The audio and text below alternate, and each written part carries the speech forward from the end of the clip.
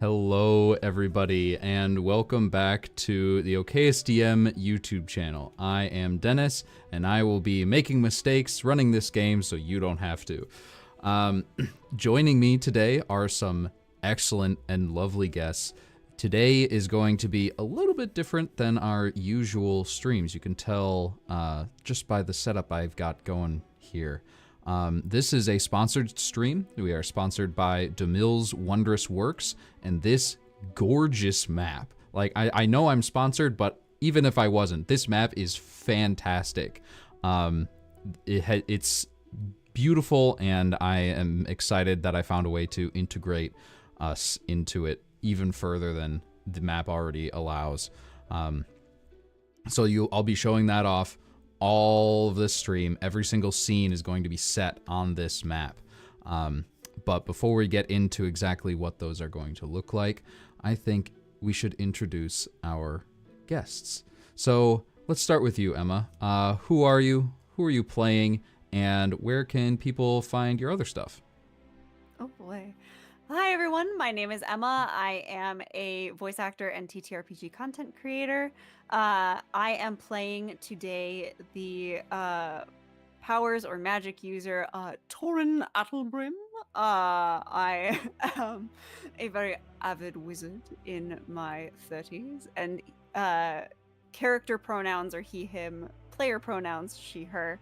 But I'm super excited to get into this. As far as other things, we have a link tree for my podcast network, Tabletop Tailspinners. So you can just go to linktree/Tabletop Tailspinners, and it will show you all the wonderful podcasts that we are currently releasing, which I'll probably talk more about in our outros.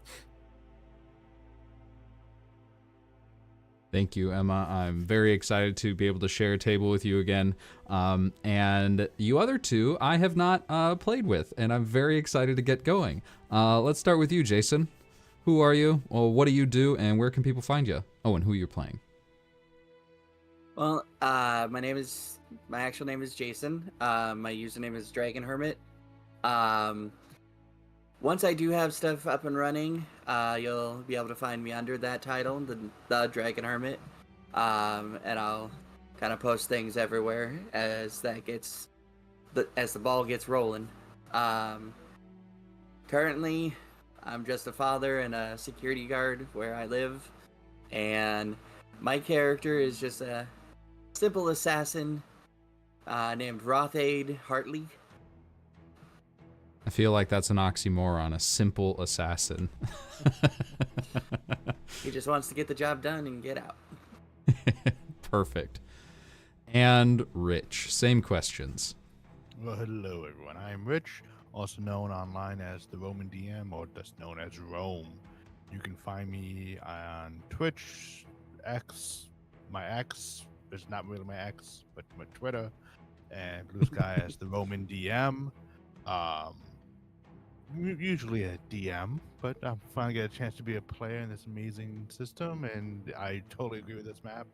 And the artist is truly fantastic. I actually have used some of their maps myself, so I fully support that. And yeah, my character today is Felix Simmons, a they little vampire boy who is gonna just gnaw on some necks and create some friends. And without further ado, let's get this story underway.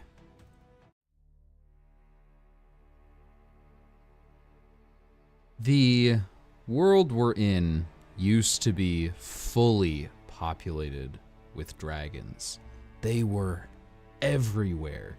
You could see them ruling nations. You could find them in the wilds. You could find them underwater, flying through the sky. Whenever you looked up, there was a dragon. They were as common as songbirds in those days. But war has torn portions of this land apart. The dragons' numbers have dwindled. Now the only ones that are left are great generals and warriors, older than you can imagine.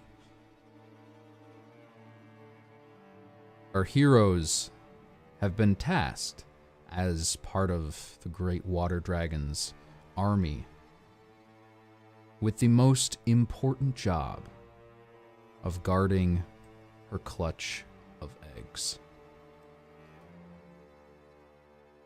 We open on this beautiful map. The eggs are the first thing you notice as you enter this open-air chamber within a vast stone complex. A stone statue of the dragon you are underneath keeps guard over these eggs, floating in water as they must be kept, open to the cool night air. The three of you enter together, having just come back from the ceremony of being presented with this task.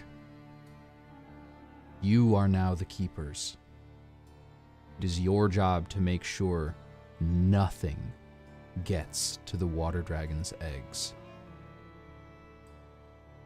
You take this job with honor and with pride. It's not just a job to you, it's everything. The room, as you walk into it, having never actually been inside before, speaks of a time when dragons were more numerous. You can see in the corners there are other cold, unfilled basins where dragon eggs would normally be kept. A long time has passed since any of those have been used. The last one, the furthest back and most protected, has but a half dozen eggs within it. You know that there are many other dragons that would like nothing more than to crush these eggs. As you enter this chamber, the cool night air brushes against your skin. The smell of clean water fills your nostrils. As you take a deep breath, you can smell nothing but a calm, relaxing scent that permeates this entire space. The three of you have not met before today, but each of you comes in wearing a badge of honor that indicates your position among the Water Dragon's ranks. Each of you file in one after the other, starting with Rothade. Please describe for us what your character looks like. Well, he's in simple black leathers, just a basic black cloak around his shoulders, basic sword at his side, and he's just kind of looking at the very shiny badge that's on his chest. And while he's honored and very appreciative of this position, he's kind of off-put. He's used to being very dull, hiding in the shadows. And he just kind of walks back and turns around to the entranceway to watch and wait for who else is going to join him. Following you in, Rothade, immediately is Felix. Please describe what our vampire looks like. Very slender creature with what appears to be like chains crossed and an X across the torso, a hood over, and what looks like to be like Inuit sunglasses, so only those slits go through, with a very almost onyx, a matted onyx skin complexion, wearing like this light blue and matted gray color inspired robe underneath. You're the second into the room, and before you and Rothaid can strike up a conversation, the third and final member of the Keepers enters. Please describe for us what Torin looks like. Torin strides in, clad in long, flowing, black and blue robes. He dressed a little bit in anticipation of the occasion, which he was hoping for it and was hoping that wearing some sort of blue would bring about this honor that he's been sort of hoping for. He has a very well-kept beard, short cropped blonde hair, and very bright, curious, hopeful green eyes as he sort of takes in this situation and takes in his companions who look much rougher around the edges than himself.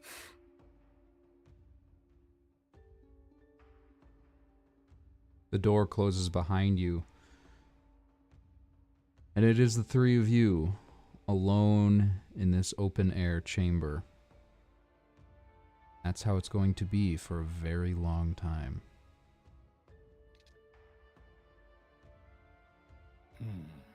Well, hello. Greetings. I'm Torin. Nice to meet everyone. Ah, Torin. I am Felix, and our third companion. What shall I call you? As he looks over, you'll notice that he has just a very basic beard, very nondescript look. He says, "I'm Rothaid. Just Rothaid Hartley. I didn't know we were supposed to dress for the occasion, although I don't have anything else. Anybody bring cards?" Oh, I just always dress like this. But a companion? Well, it was a bit of a good luck charm as he sort of adjusts the robes, kind of glad for the compliment of it. I was hoping for the position, but very curious to see the eggs and get a little taste of combat, if you will. I've been more of a studier than a doer, if you will. But that's a good point. And he looks to Rothaid. Damn, I should have thought to bring cards or something. I left all my books at home. Poor judgment of me. I'm sure. Oh, a taste as you see Felix kind of like licks his lips. You see the two fangs exposed. Hopefully we can share. I see. Well, I guess we'll And- just have to wait and see what happens. Hopefully we won't have to wait long. Work's been Oh. kind of low of late, especially with the dragons dying out. I would rather not work. Just hopefully everything goes peacefully. No one knows we're here. We get to slumber and have a good century or so. How long does dragon eggs take to hatch? I never really knew such things. That's a good question. DM, is that something that Torin would know or have studied on, seeing as he was so eager to take this position? Go ahead and make a check. Oh boy, okay. First check of the game. No pressure. No pressure indeed. Alright, I don't have any bonuses for this, so that would be a straight d10. Well, that is the worst possible roll I could get. That's a 10. You have no idea. In fact, you're still not really sure why you were chosen for this position. You'd think someone chosen for this would know a little bit more about the eggs that they are guarding, but you never read that book. And as he starts thinking about it and realizes how ill-equipped he is for the situation he's gotten himself into, he's kind of like, I thought to study up that much on the eggs themselves. That's a good question. Anyone know how long we'll be here? Rothaid will reply, I don't know. I simply applied because I was bored. And I simply applied because I was curious. Seems like we have some things in common. And I definitely applied for not being a vampire and needing a place to stay away from the sunlight and have a place. Oh, you're a vampire. I couldn't tell. Well, I make no hidden. I don't like to hide it. And hopefully, like you said, people do arrive. I would hate to. Never mind. Well, hopefully we'll be able to get you some food in here that's not us.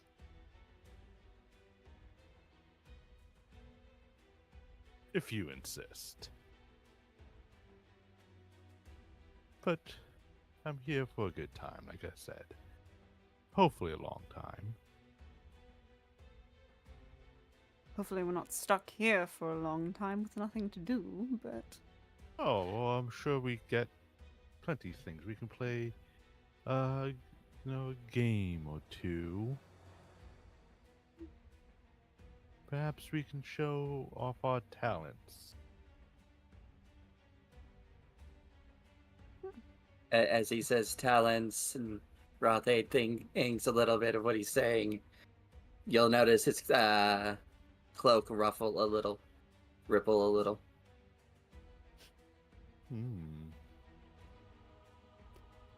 Well, I'm not opposed to a talent show if everyone else is all for it.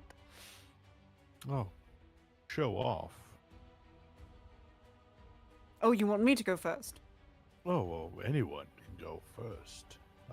Rathaid can go first. He seemed to be ruffling. Well, let me just start by saying that kind of glad that it's open air, not a cave like some dragons I've heard make. And he'll kind of shift his cloak, and you'll see a pair of wings kind of pop out, and they'll just kind of fly up and over to the lower spot by the pool. Whoa. As I have clearly said, I'm a vampire, and so I will not be doing any daytime duties. I am your graveyard shift, you could say.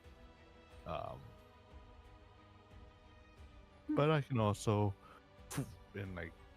teleport short, like little bats dissipate and reappear a short distance away. Location is always fluid. Interesting. Well, I definitely can't do any of that, and the wings will be helpful for sure. But what I can do is, and you'll see him from inside of the flowing robes pull out a small hand crossbow. He will sort of, as he loads it with a crossbow bolt, hold his hand over it and start chanting, and will go ahead and use his energized projectile power to energize it to freeze, as is his specialty. And he will fire it at the far side, very clearly missing his two companions, just at like a tree or something. Go ahead and make an attack roll. See if you hit your target. Perfect. Let's see. So I believe that's still just a D10, correct? Yes. Yes.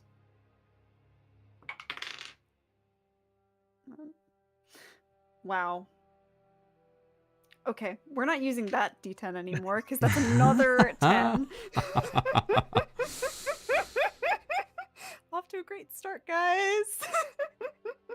The bolt you fire flies slightly lower than you were aiming, and as it streaks through the air, it's almost like this glowing line of super cooled air. Just makes this trail of mist behind it, almost like just a line appears in the air as the bolt travels, and it collides with the side of one of the unused egg incubators, and the wall of it just like a couple of the stones get knocked off, and a little bit of water starts spilling out.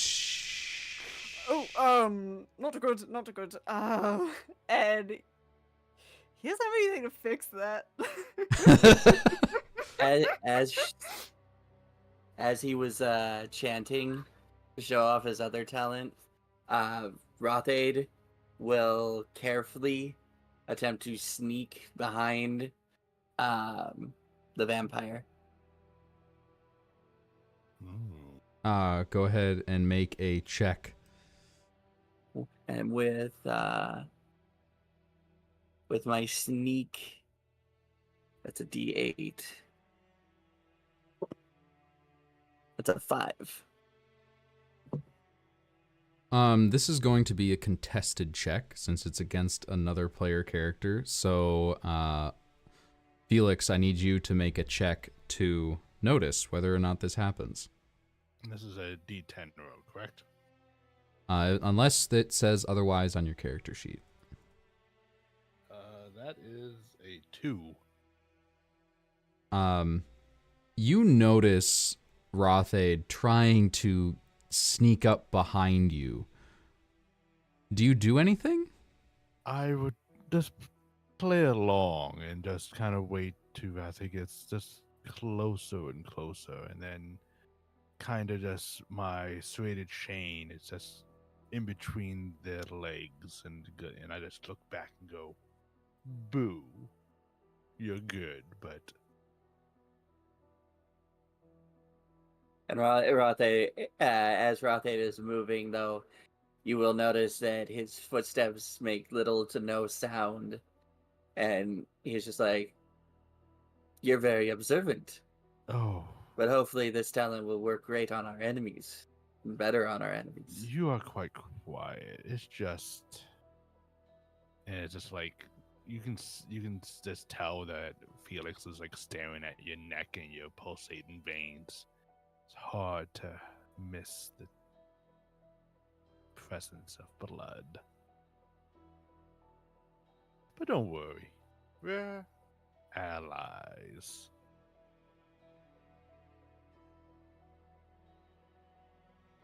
As you say that, you all can hear a dull whooshing from the air. High in the sky above all of you, you can hear the sound of wings.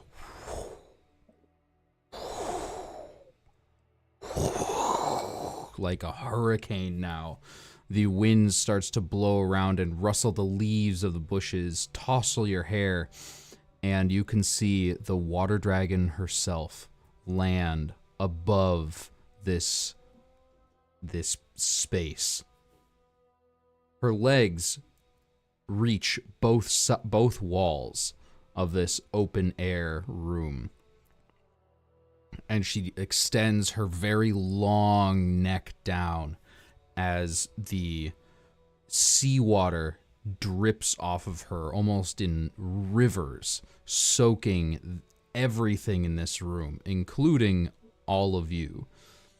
And as she reaches down, she puts her snout right next to the incubator where the rest of her eggs are, and she very carefully lets one more egg drop into the water. She backs up and perches on one wall, looking down at all of you. And at this point, she's like 20, 30 feet above you. "So, you're my new keepers?"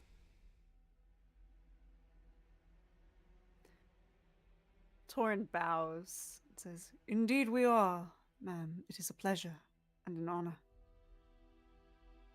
Rothay just simply bows his head and says, "Absolutely, Your Majesty." Felix kind of like looks over, does like a little like flourish of the wrist and bows and says, "Aye." Well, it's good to know you certainly know your pleasantries. But we'll see. Hopefully we won't see, actually.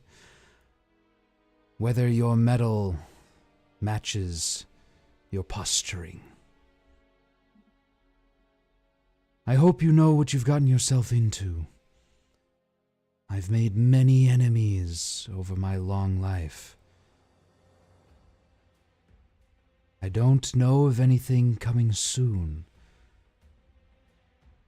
but it is your responsibility.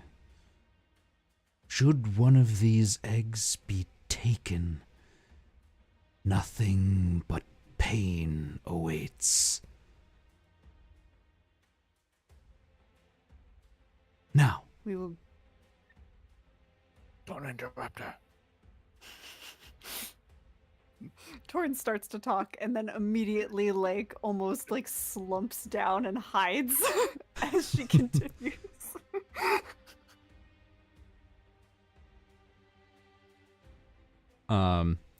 The water dragon continues to speak.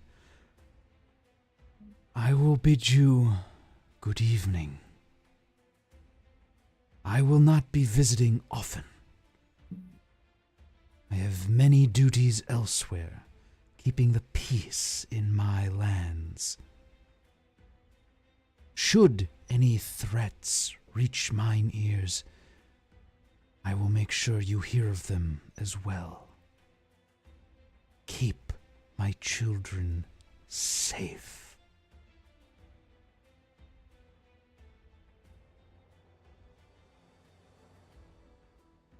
She spreads her wings, and with another enormous gust and a spray of sea foam in the air, whoosh, rises back into the night sky and disappears among the stars.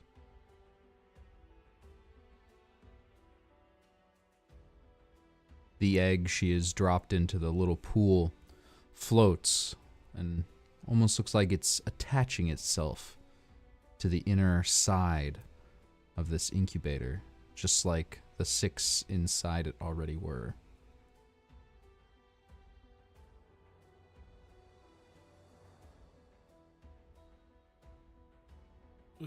Oh, this water. And I like try to just start pushing the water away. And it's just like the struggles. Oh, the woes. Rothay just flaps his wings a couple times and shakes them and then recovers them and says, "Yes, that's why I wear a cloak most often.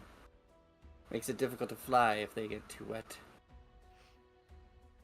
And Torrent just starts wringing out his robes that are now soaked in water. Would it have been bad to tell her we didn't necessarily know how long we were going to be here? I think so. Would hate Perfect. to get canned before the first day is even done. True. I would also hate to face that eternity of pain that she was talking about, though. Very true. You watch as him wringing out the robes really isn't working. He pulls out his torch and starts, like, sort of holding it still at a safe distance, but in hopes of drying everything off. Just holds the torch out and is utilizing that warmth to dry himself.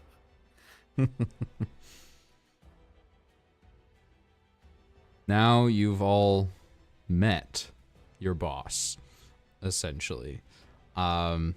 Terrifying water dragon lady has charged you with protecting her eggs. You are her keepers, and this is your task.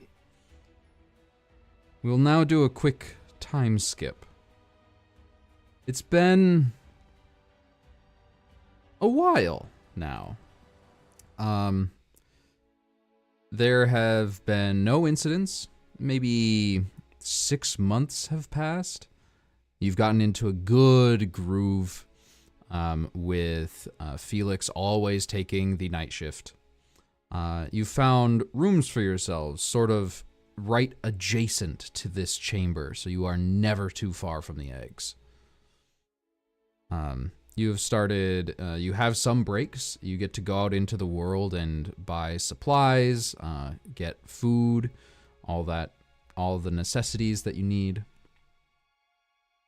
But it is still just the three of you, and it doesn't seem like anybody else is going to be coming. It is about twilight. The sun has just set, and the first stars are winking into the sky. Felix, you come out again to take your shift. And as he does, Torin and Rothade, Torin first, what are you doing to pass the time? What hobbies have you developed in these 6 months? Well, Torin was always a reader before he accepted this job. His companions would notice that every time he went out, he started sort of amassing a little library for himself. Though rather than necessarily continuing study, as the study was what got him here in the first place, he's taken a liking to fantasy books. Sort of, now that he's stuck in one place for extended periods of time, sort of finding himself off in other fantasy lands. And though he did amass a collection of dragon books as well, trying to get familiar with this interesting task that he has found. Also, on the group's recommendation, he would have bought a single pack of playing cards, but other than that, just books. Piles and piles of books. Question. Okay. You said you're reading fantasy books, right? Mm-hmm. This world already has dragons and magic and everything. So, what is a fantasy book? I feel like in this, a fantasy book would almost be like sci-fi almost. It's like we already have dragons and all these cool things, but there's this imagination of what lies outside of this world and beyond in the stars. So he would be reading these wild books about like space dragons and these things that have never been confirmed to exist, but because dragons are so prominent, it's an assumption that they would exist in space. But A pretty fair things one of at that. nature.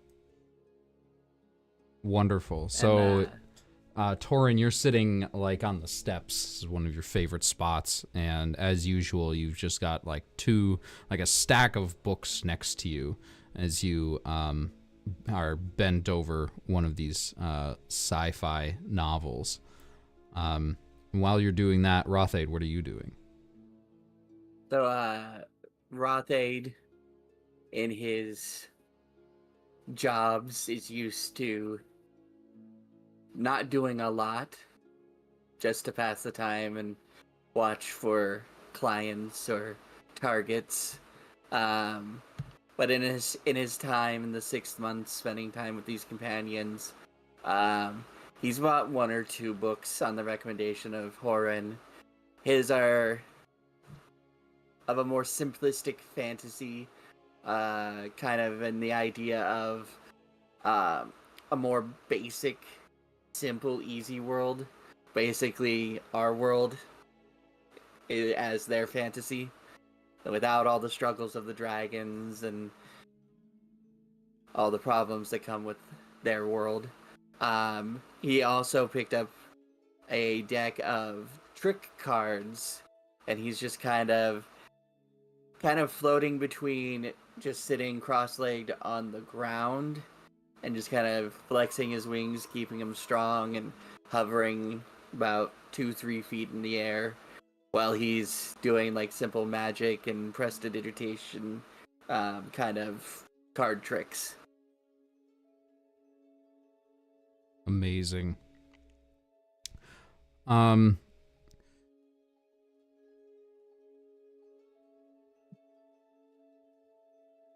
Rothade, you're the first to notice Felix coming in. You just are standing at the door, and you notice something a little bit different. Felix is always pale, but this time when he comes in, he looks a little bit sickly. And Felix, I should mention, you're not feeling too well this evening. Felix, are you okay? You look a little flushed. I mean, more flushed than you usually do. Flushed for you. Which is ironic, because that's the opposite, I believe. I'm just feeling a little drained. You know. Interesting, since you usually do the draining. Oh, I haven't had much chance lately. I've been a good keeper. And I really don't get a lot of vitamin D or any other kind of letters that could help me out. So I'm just here doing my thing. You know, I never thought about it, but in one of our trips, should we try and find you a donor? Somebody that you don't exactly kill off or otherwise drain all the way, but give you regular feedings. I've been making do with some of the smaller creatures. If you have noticed, Taryn, have you noticed, like, no rats have been eating your books or laying anything like that? It's just, And he looks up from his book and sort of like eyebrows furrowed looks at you. I just assumed that this was a very well kept place and that we all kept it up well. Are you saying you've been eating the rats? Oh, times are not tough, but they're here. They're a nuisance, and That doesn't seem very appetizing. Not at all. it is what it is. You can't judge. I mean, I could go on a murder rampage in the local towns and drain the bloods from your collection of young virginal, teens. But that has been done so often. I would just be contributing to the stereotype. Well, that's where I was suggesting that we simply get you a couple donors. Couple people that on occasion they could come in and just you can drink a little and Yeah, but I'd be worried about bringing someone unsecured into this location. well, Would we you wouldn't be able- necessarily have to do it here. Well, you could probably do it on your trips to town or something. I guess. DM, do I know why I'm? It's just like what It's exactly probably is, like you haven't had enough blood recently. okay. That's that kind of. It's like Like, a hunger thing. Yeah, I'll make do. Don't worry. I'll on our next venture, I'll head out and bat my pretty little eyes at someone and see if they want to donate me some plasma. Actually, thinking about it, with our station and people of our honor, perhaps we could reach out to the local constabulary, and you could be a method of dealing with some of the less savory folks. An executioner? You wish me to be, you know, that'd be even.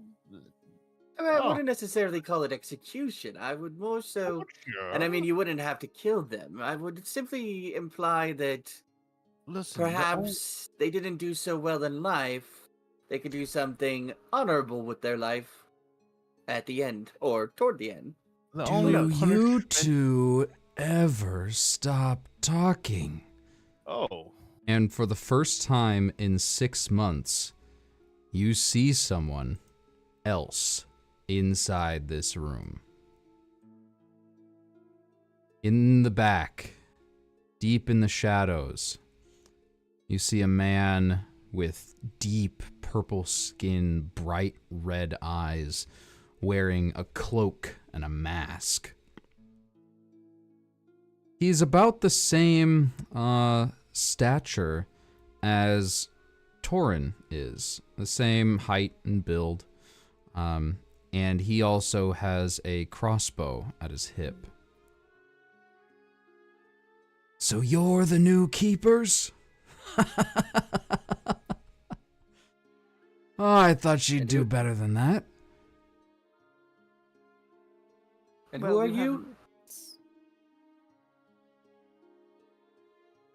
are we I'm getting someone into- of consequence. Oh.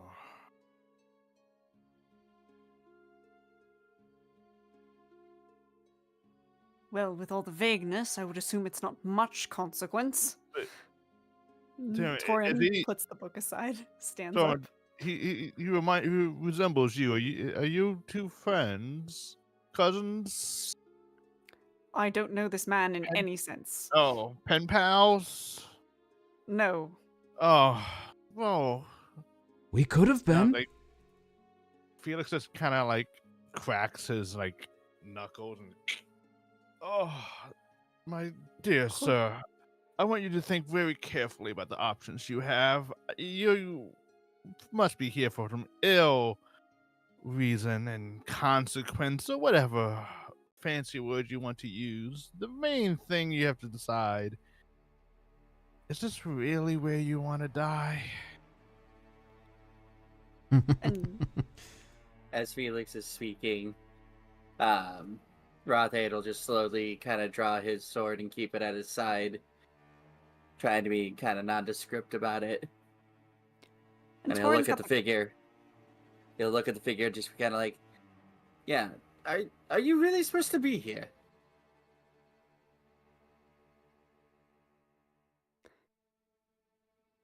I am Torin. doing my job, just as you are. And he looks at you, Torin. And Torin's kind of confused, especially with the pen pals comment. He's gotten his own crossbow out, and he's prepared to do what he needs to, but he's kind of looking at this figure, trying to see if, despite the mask or anything, if there is any sense of familiarity about him. Make a check. Oh boy. Let's see if this goes better than the last ones. I believe. Are you kidding me? Oh no. That is the third 10 I have rolled. Guys, I wish I was making this up. These are all physical dice that I am rolling. That was a different dice than before. You're just getting them all out of the way now. Let's hope so.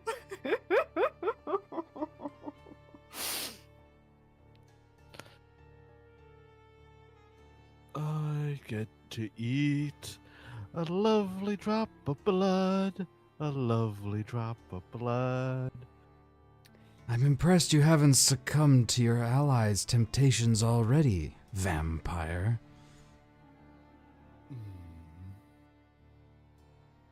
I What do you may. mean by temptations? I mean, I wasn't tempting him at all. I was merely suggesting a way that he could get by while we're here. Wow. Well, he already has 2 fresh bags of blood in his midst at all times. How do you know he hasn't already partaken? They don't needed no such things, kind stranger. And now you have donated your leathery bag for blood to us. No concern they need to have. My blood is much too valuable for the likes of you.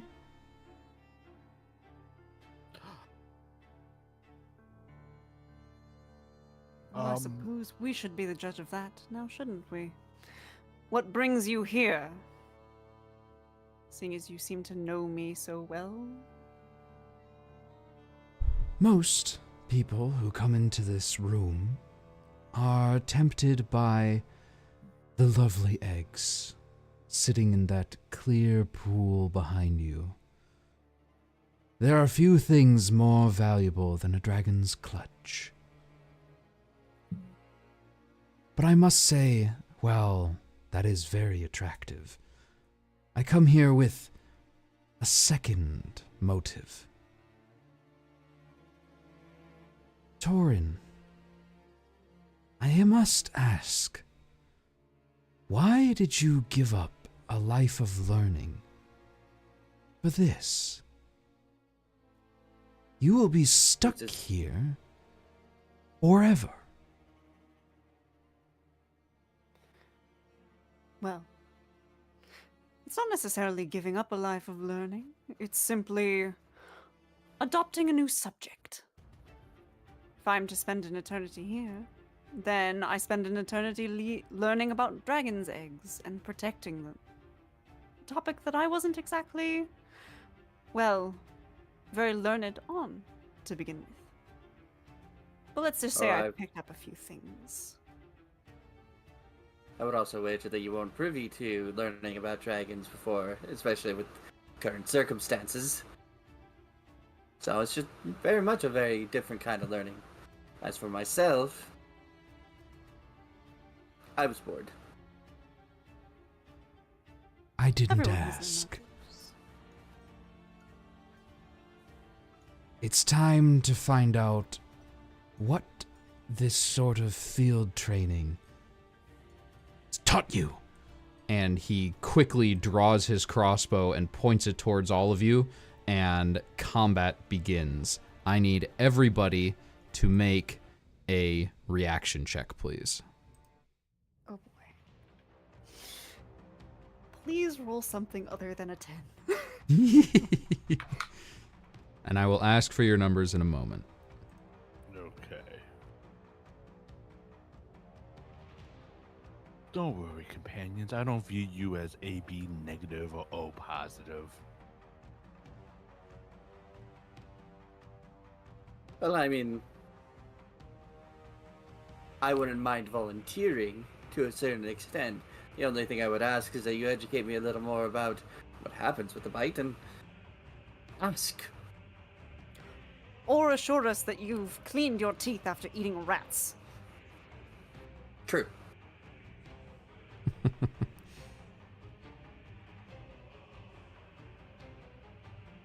All right.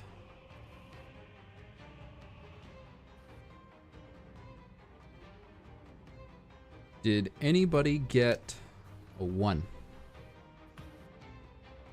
You did. Awesome. Yep. So Rothaid is first. Nice, nice. Anybody get a 2? A 3? 4? 5? All right.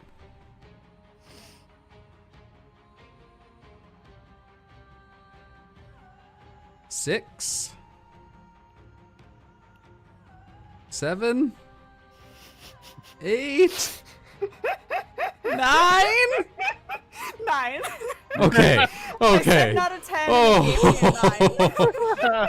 Yeah, barely It's not, not a a 10. 10. Jeez. It's not a 10. By the end of the session, you'll be rolling all ones. Let's hope so. That's because- definitely how dice and probability works. Gotta get all the Alright. bad rolls out now. First up is Rothaid. You see him draw his crossbow, and it's weird. As he does draw his crossbow, it almost like enlarges in size, and you can see part of the arrow begin to change somehow, but this is all in the heat of the moment. It's impossible to tell any more than that. So just quick clarification on action economy. Mm-hmm.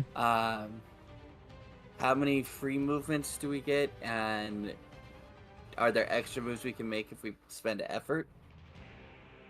You get a movement, which is to move one zone.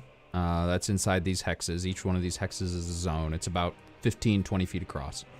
And you get an action, which is normally in combat to attack, but you could use it to make a check. You could use it to brace in like you're about to be attacked and you don't have much else to do. You can use it to encourage an ally, which is give your effort to them.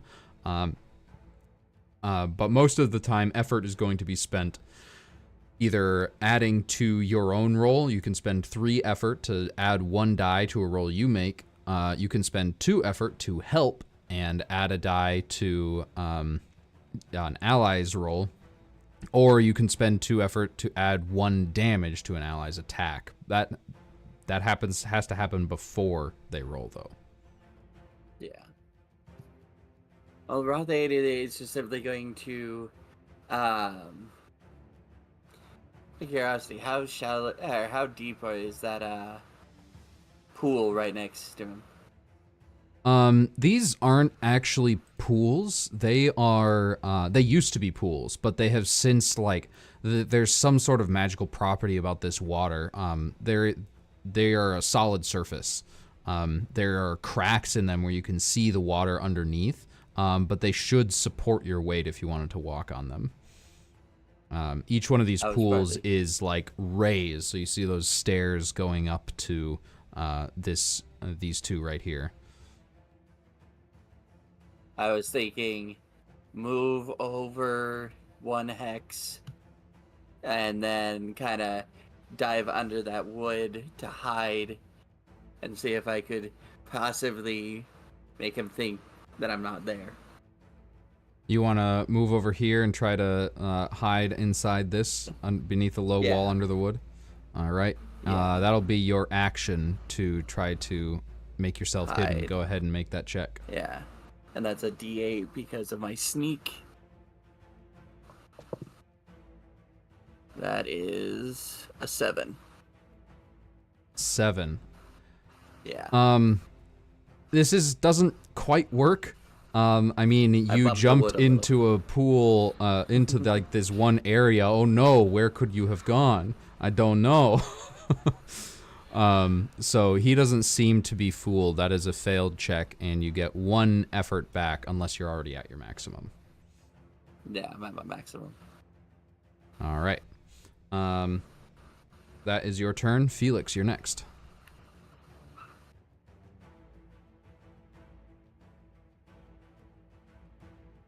You're muted. I was sneezing. I am back. Felix, sorry, your blood will satisfy my code. But I'll just take a walk forward, with a little bit of a saunter, following Rathade. My chain unwrapped from my chest, and I will hold my action if this,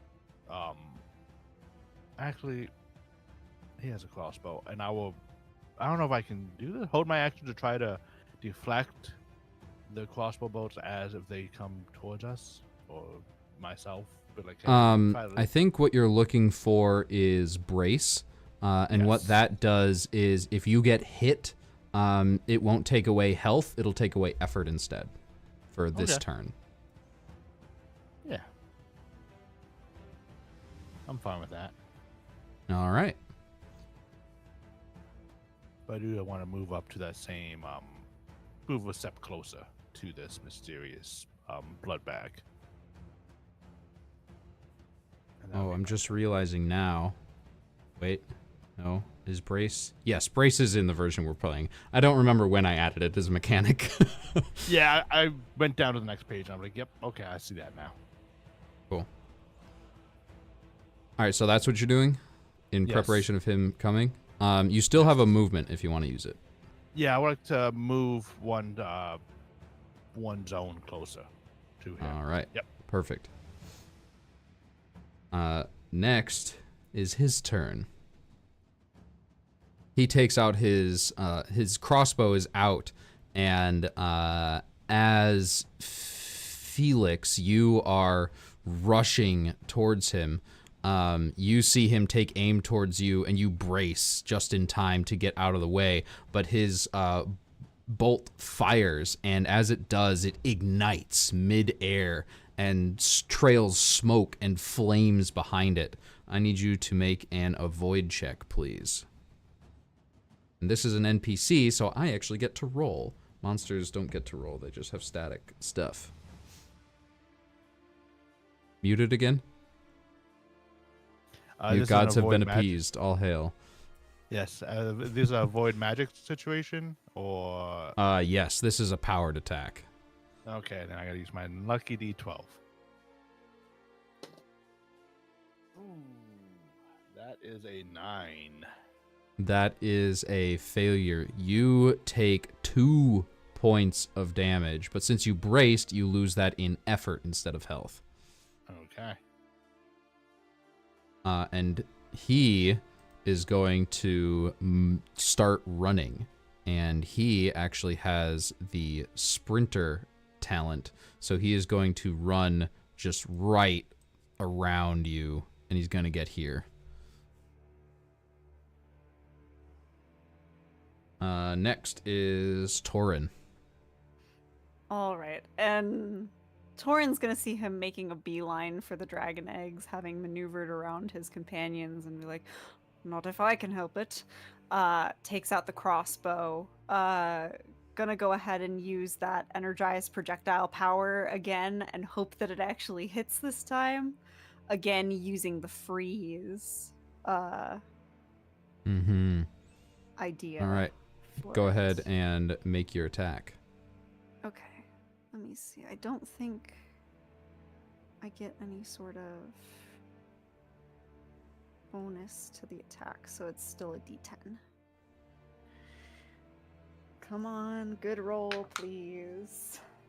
Are you... We're stuck on 9s now. Oh no! That is I a guess miss Sagas and a doesn't like my failed check. characters. It's fine. If you're missing any effort, you get some back. I'm not, but it's okay. If you want, I don't know how much effort you have, but you could boost. And what that does is you spend 3 effort and you get another die. That is true. I think at this point I really have to, because otherwise we're going to be in a Flareon situation again before this one Yeah. shot is over. So let's go ahead and boost that. I'll spend all 3 of my effort. If you're wondering what was just referenced, Emma played Flareon in a Pokemon Post-Apocalypse Sagas game that you can watch on my channel. It was intense. Very intense. Okay, we're gonna go to dice number 3 because that second roll was a 10 again. Oh, how? How are you doing this? I really don't understand. Well, Someone that's a has to give me failed better check, so you dice. get one of those effort points back. Okay, cool. All right. Do you want to move? Yeah. So at this point, seeing as that did not work, we're just gonna move up to the same zone as him and try to get in his way, and hope that that'll Okay. work in some way. All right. Next up is Rothade. All right, Rothade will fly up out of the pool above him, and then boosting his attack. he will swing with his sword on the gentleman. All right, so you'll move into the same zone. Go ahead and make your attack roll. So that's 2d10s, right, with the boost? If you're spending the effort, yeah. Yeah, I'm sending the 3 to boost, just in case. So I really want to try and hit. So that's a 10 and a 5. So 5. Unfortunately, he rolled a 4. So as your sword swings down, he nimbly rolls out of the way, taking cover for a moment beneath that bush, but then rolls back out and hops back to his feet, cackling. And seeing as I am clumsy, what do I hit instead? Ah, that's right. You missed with a melee attack? Yep. I'm going to look up clumsy because I don't know if it allows you... I don't remember if it allows you to hit other characters or not. I was about to say, is there really any other target except for Torin? Yeah, I'm not really seeing one.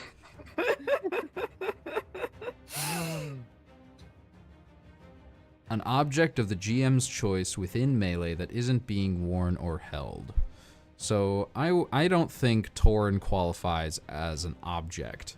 In this case, your sword actually collides with the bush itself, and you just cut it completely into shearing it in a perfect line, diagonally across its surface. Okay. Next is his turn, and he is going to run again. Gonna move here, and he is going to jump into the pool. And while he's Is he? Oh the no, same Felix as is next. You're right. Felix Yes. is next. Okay. My bad. Unfortunately, I don't think I can get into that zone. Can I? 'Cause I'm Each 7? tokens are a little big, but each one of you takes up 2 capacity. This guy also takes up 2 capacity, and each zone has a capacity of 10, so you totally could get in. Okay, then I will totally get in that. I would like, yep, let me join this, and I would take my,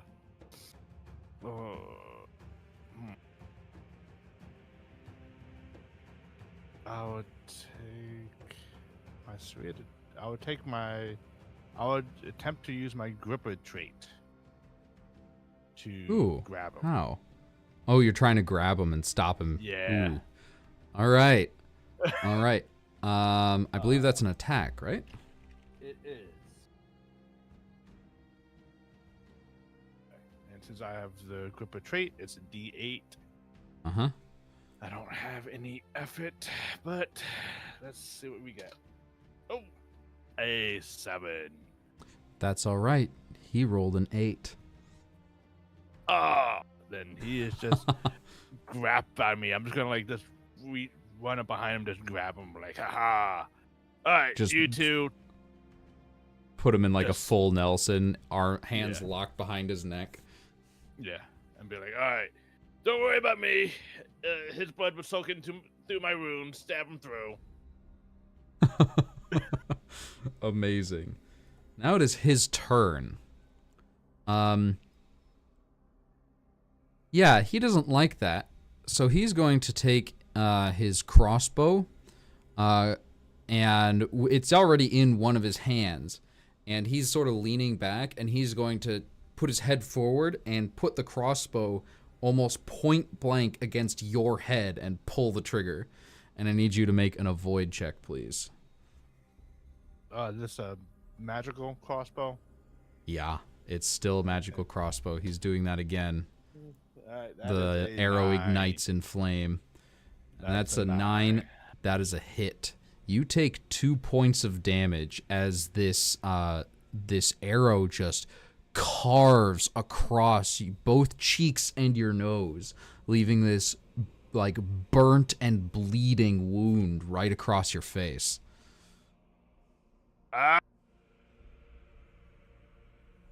You maintain your grip though, and he is going to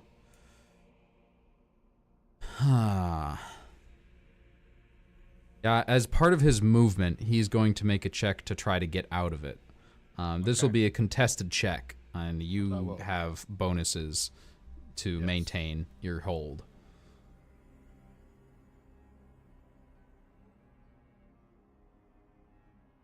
And I would like to mention that helping is definitely a thing, and it costs less than boosts do. Helping cost 2. Helping costs 2 effort. I only have one. left. Oh no! Can we combine our 2? No, that's not how that works. We both boosted. So with a 4, he is going to successfully break free, and he's going to move 1 zone, and he's going to move a 2nd, and jump right into the water. Splash! And he wheels around, pointing his crossbow at you with one hand, and is reaching for an egg with the other.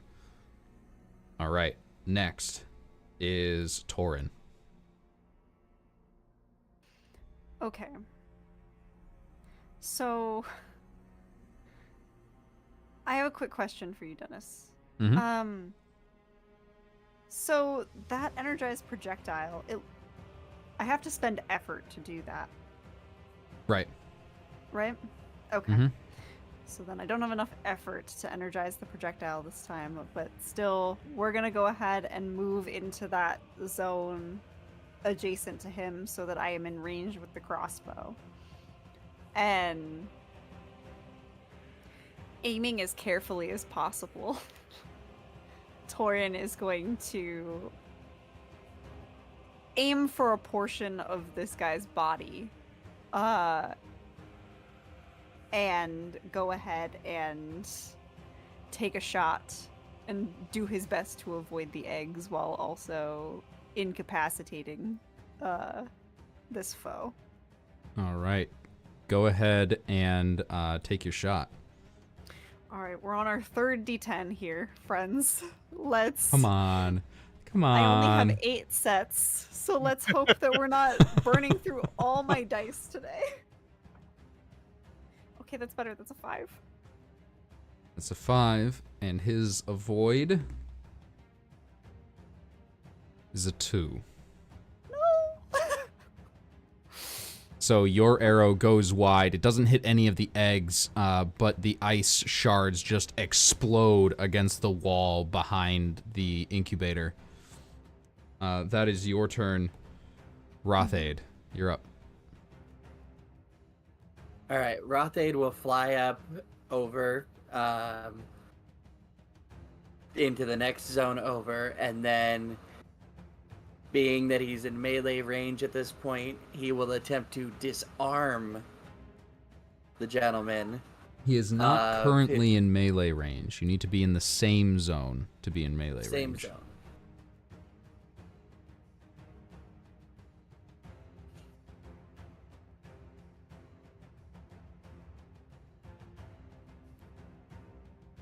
Is there any way that I can move into his? You would have to aim use your disarm? action to get into the same zone as him.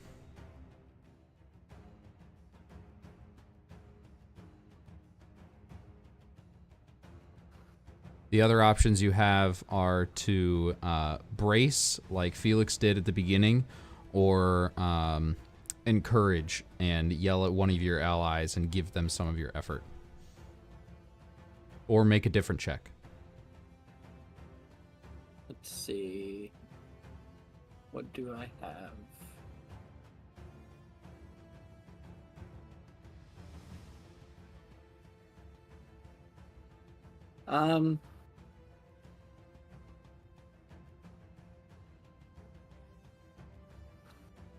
Rothade will encourage Horan and give him his one effort.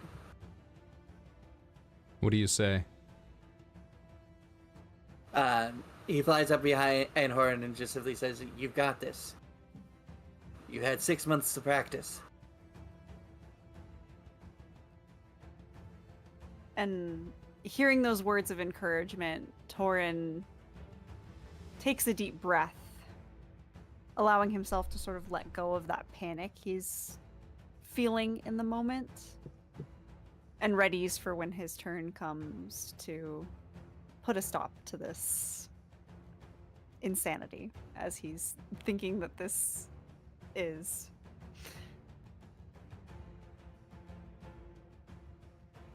Felix, you're up. Question. Mm-hmm. From failing the grapple check and then breaking free, do I get an effort for that? Yes, you failed to check, so you get effort. Okay, just want to make sure. And then I'm just gonna look and be like, I hate fast, nimble people, and I'm gonna go. It's batting time, and I'm gonna disperse in a bunch of bats and use minor teleport. Spending 1 effort to teleport 2 zones next to him. Ooh. Now, is that an action or a movement? Well, good question. Good question. I don't know if that as a power counts as movement or Does the ability say? ability Yeah. doesn't say. By spending But I assume I By spend an effort. 2 effort as your action. I have rank 3. Right. So you can tell it only costs 1 effort, and you can teleport 2 zones, but it still will be your action. Action. Okay. Well, I still do it. Because moving 1 spot wasn't going to do anything. And So hopefully I your just- bats recoalesce as you take a perch, probably right about here, Yeah. balanced on the edge of this pool. fangs bared and just that's because I have no ranged attacks. All right. All right. It is his turn, and he is going to. He's going to use his action to try to rip an egg off of the wall. And fails. He takes one hand with a crossbow still like shakily pointing towards the 3 of you, and the other trying to yank the egg off the wall, but it just won't budge. That's his action, and as his movement, he is going to start running. This is a failed mission for him. He's going to try to get out of there, it looks like. I just got here. I need to eat your blood. All right, next up is Torin. Perfect. Torin has his crossbow trained on him the entire time. Thanks to that extra effort, he now has a full 3. So we're gonna go straight for that energized projectile. Stop him right in his tracks. All right, make your attack. That's a 1. That is a Finally! crit. It paid off all the 9s and 10s. Finally, we got the one good roll. So that's 1 damage for the hit. Encouragement. Yeah, there it is. All thanks to the encouragement. 1 damage Yeah. from the hit, 1 damage from the energized projectile, and 1 damage from the crit. That's 3 damage total, and he is looking real rough. Describe what this looks like for us. Yeah, so based on that encouragement, Rothade's right. Torin has spent a lot of this time practicing with this crossbow and honing his skills, especially after he messed up and in showing off that first day.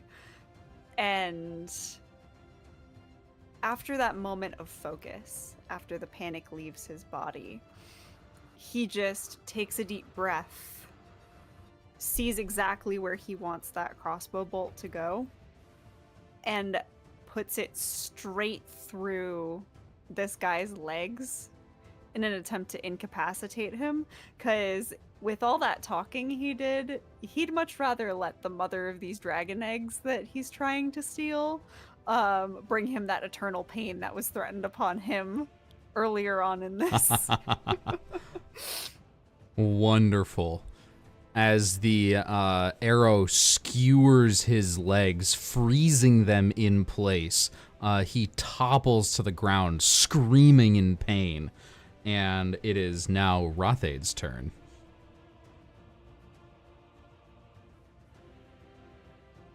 All right, so at this point, no, I don't have the effort for it. He'll just fly over and just simply attempt to stab with the sword. Try to take him out. All right.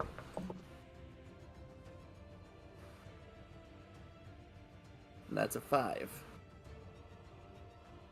And his avoid is a 1. So he rolls under my sword.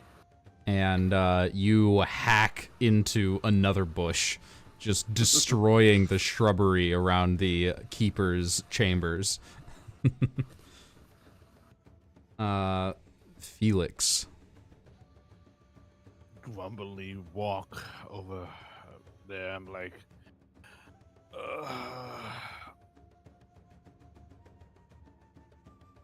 you know what? You can do it. Rathu was right. You're amazing. You're wonderful. Shoot them again. And that's my turn. How much effort are you giving? I assume that's an encourage action. Yeah, it's a courage action for 1 effort. That's all I can spare. All right. Next up is this guy's turn.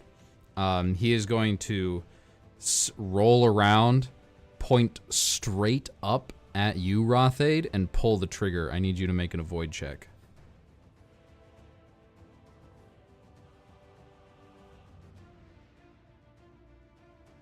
That is a 2. That is a success. And the arrow just flies almost straight up. As the flame trails behind it, it disappears into the sky. And he is going to... I'm going to say he needs to make a check. I know mechanically, he still has all of his movement right now. But that crit with the energized projectile was just too fucking cool. So he's gonna need to make a check to get out of here, to like unfreeze his legs. And a 6 is not going to cut it. He's stuck there. All right, Torin, back to you. Perfect. Well, he might as well finish the job at this point, especially with the extra encouragement from his companions. Crossbow down. And I can't energize the projectile this time, since 1 effort's not enough, but that is okay. I don't think a 6 is gonna do it, is it? That depends on what he gets. He also got a 6, and ties go to the player. Fantastic.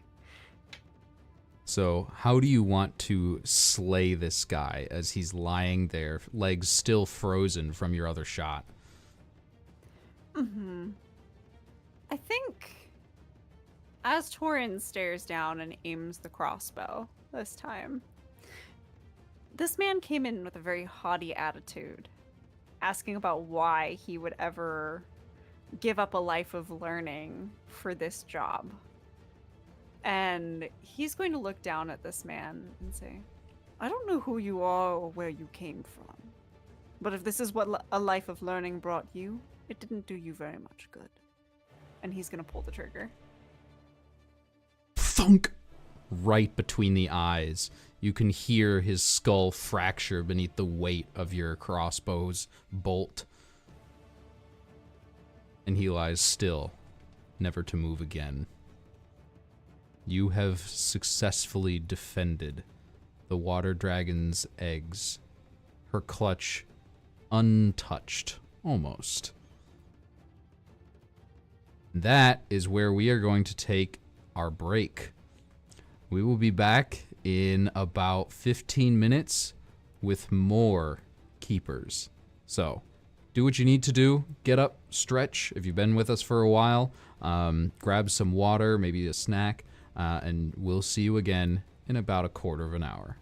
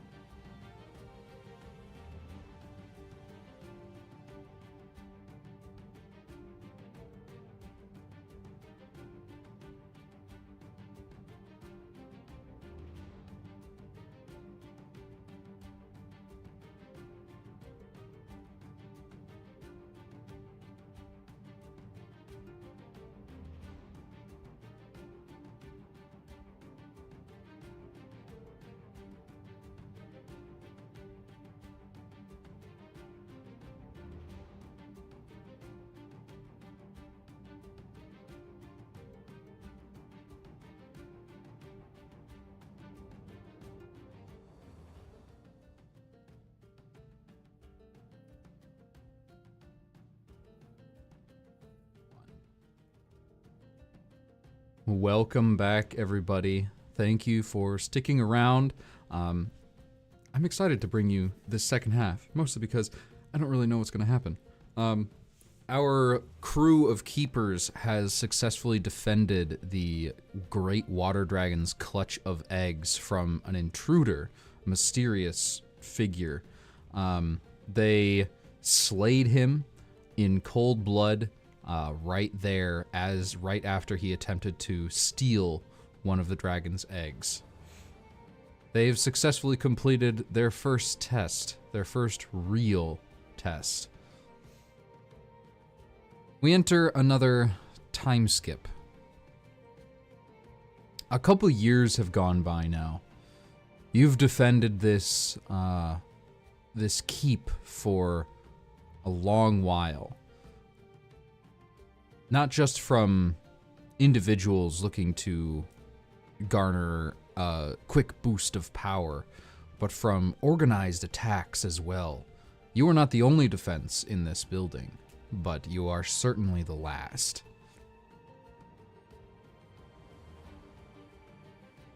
A few years have gone by.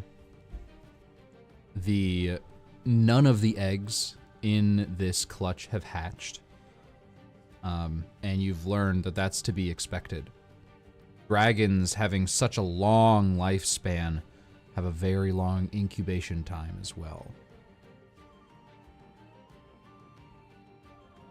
The only real change, there is some change, and if you'd like, you can describe what changes there might be to your characters. But the only change I'm going to set in stone is Felix's face.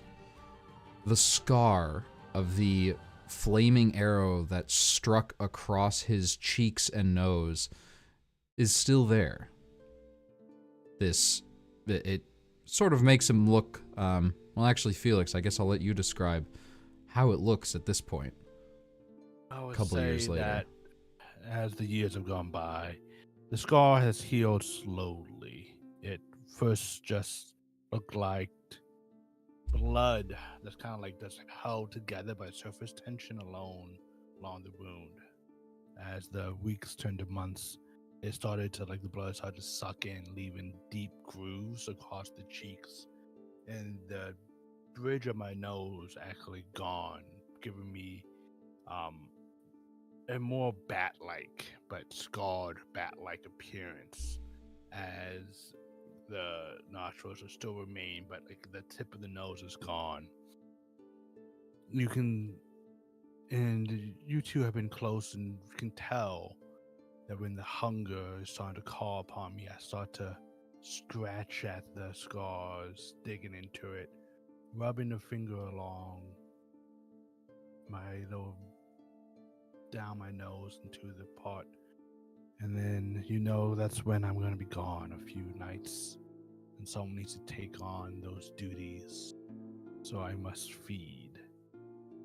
And though the scar remains, not much is talked about,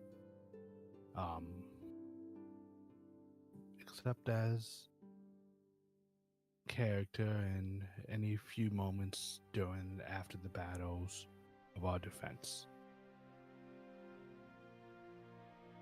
Are there any significant changes over these years in Rothaid? Well, first, I'd like to ask, in some of those battles and in some of those intense moments, would Felix have accepted an offer of temporary sustenance, small amounts of blood from Rothaid? No. No? Okay. No. I would probably keep this. Yeah, I'm not gonna. Those bitten by my fangs are permanently affected. Okay, so I'm guessing in those couple of years he would have explained that after like one offering once or twice. Yeah. Okay. So in those couple of years, there were a couple hairy moments. that Rothe did attempt to offer, but we all got to know each other a little better in those moments, especially in those moments. And Felix kind of really helped us understand his condition. But the only real thing is that like his original clothing would have worn out a little bit. He would have gotten his leathers cleaned up and repaired throughout that time. Just really, because they're kind of sentimental and they really work for him. But other than that, his only real change is that his clothes would have become more comfortable and more basic, not so ragged. Just really trying to make sure that he's able to do his duty to the best of his ability.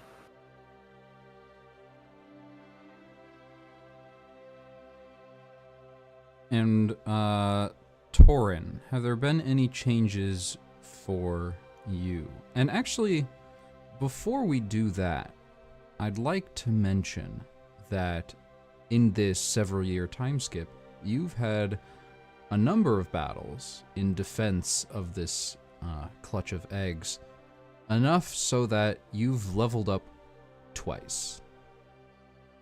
Oh. Oh, yes, we did talk about this. Yes, we did, and I completely forgot to have you level up. So, we'll just go through as you all look through your options for leveling up. In sagas, there are two things you get when you level up. The first is a point to spend in either health or effort and increase either of those maximums by 1.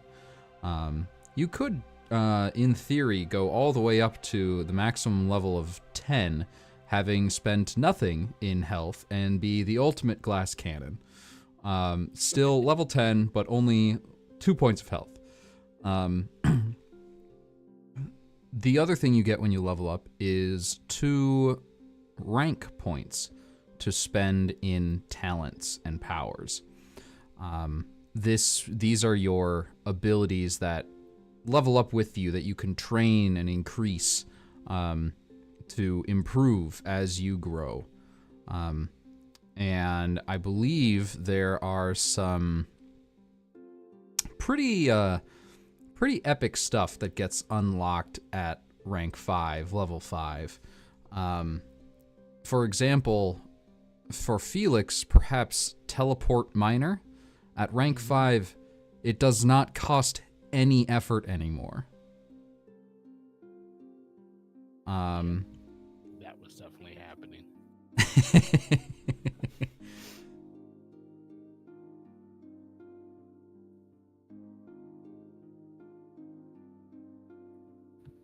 No. I am looking at other.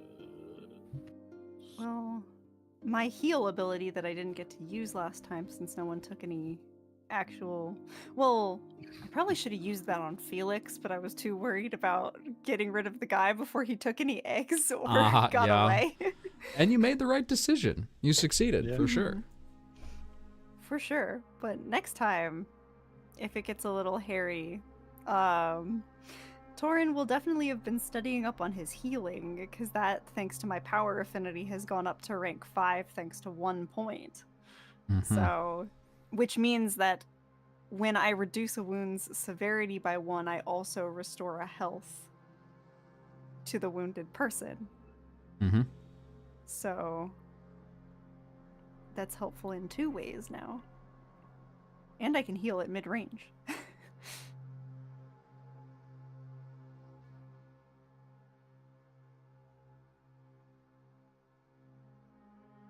Alright, so Rothaid, I think, is going to be practicing in the bushes and stuff around there. Practicing his sneaking around, hiding, so that if people sneak up on them, they don't notice him as much. We've played a lot of hide and seek in the last 3 years. Yeah. And then he's also, of late, because as they have faced some larger groups, noticing he's a little out of practice and still a little clumsy, he starts to try to figure out how he could attack from one person immediately into another, learning Whirlwind. He's only starting it out, so it's only rank 1. It requires rank 2 to actually do anything. But he's starting to practice it for the years to come.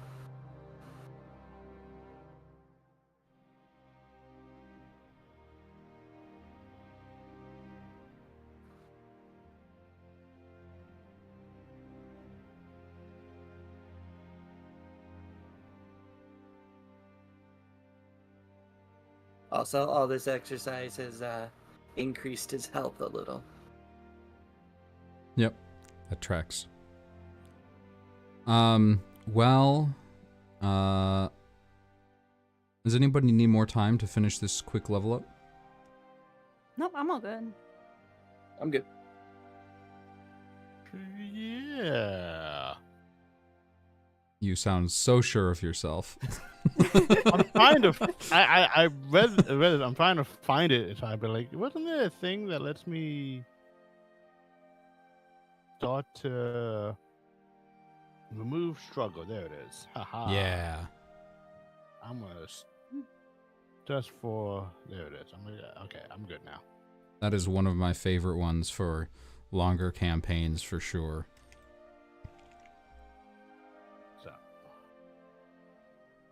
All right, so we jump into this time skip. It's been a few years. You've all leveled. You've all done your duty and protected this clutch of eggs. But you're worried about today. The War of the Dragons has restarted. You being buried down in the middle of this vast stone complex, you don't get much news from the outside world. Even when you do go out, it's not for very long. You have to remain protected because you are the last line of defense.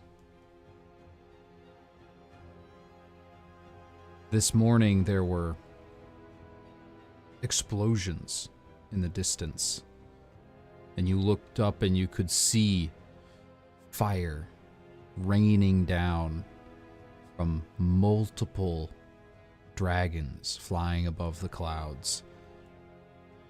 Nothing hit your keep, your room, thanks to many magical wards that have been put in place by others over the centuries.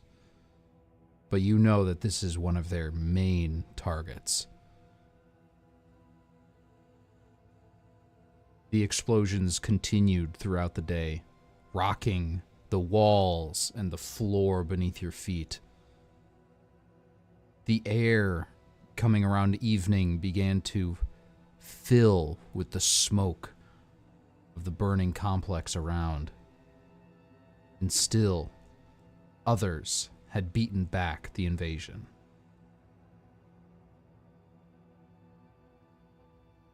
As twilight falls, Felix, you finally are able to come out. And you see the signs, you know about the signs of carnage, the rumbling, the everything. It was difficult to sleep through the day. But you're rested. The light from the fire reflecting off of the smoke and down into this chamber plays strange shadows across your changed face. And finally there's a rumbling that's much closer.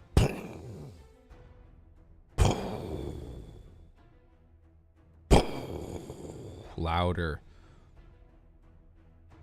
And with one last crash, a door at the far end of the complex is broken in.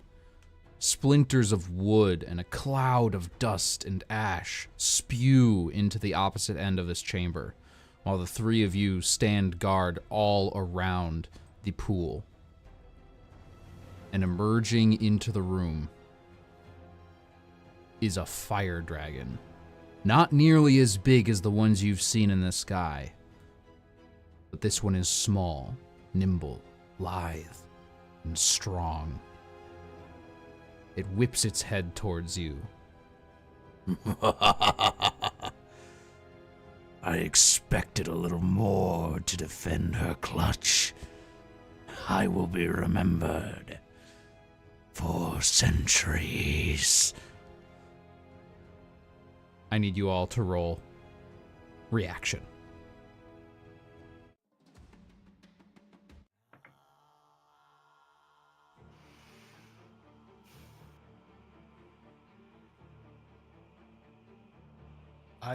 Quick question. Uh-huh. As the years have gone by, has Felix perhaps gathered a graveyard of disposable corpses to summon or reanimate? Oh yes, Or- you've Okay. kept let's say inside each of these bushes, buried under a very, very shallow level of dirt is are the people that you've slain protecting this clutch of eggs. Yes. Okay. Good for me. And All right. I would like to just say, I think Rothade would kind of be hearing the commotion, would be up kind of on that ledge next to the little ramp that kind of leads into the pool, kind of getting Yes. a high ground advantage, ready to just fly out. Like We right kind there. of work this stuff out. Actually, behind Huron, on that little ramp. Oh, higher up behind. I see. Yeah. Just trying to get the high ground. There. This is we all are. kind of stuff we've worked out and learned through the various battles. Yes. You've gotten your strategy down pat at this point. And with my wings, I take the high ground. All right.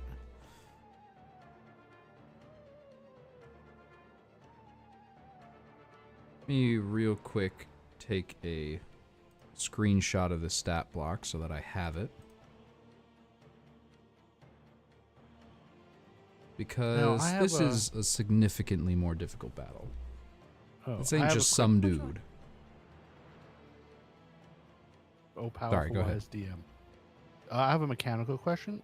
Mhm. How long is each round? Is it like how time-wise? Because I have something that's related to like only lasting a minute.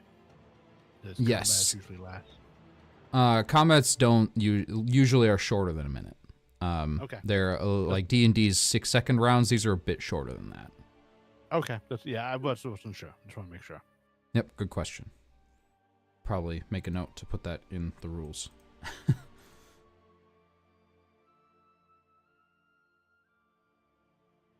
All right. Just in case it's not already there. All right. So, turn orders. Did anybody get an excellent luck of the draw with a 1? 2, 3, 4,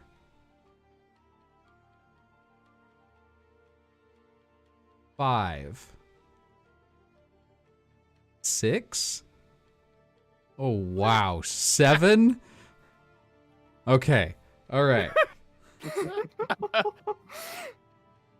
Yikes. 8? 9? 2 10s? People got 10? No!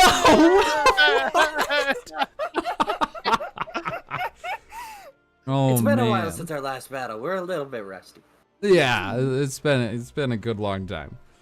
I was gonna say Torin doesn't like the sound of explosions in battle very much. Even having done it, so I he haven't probably would had have my buried morning himself in a coffee book. yet. You mean Felix your hasn't had evening the morning- coffee? Evening coffee, yes. Don't So- talk to me until I've had my coffee. With a nice little bit of like, you see me like, oh, take the bushes for the dead bodies have berries that have little blood berries. Yum. Okay.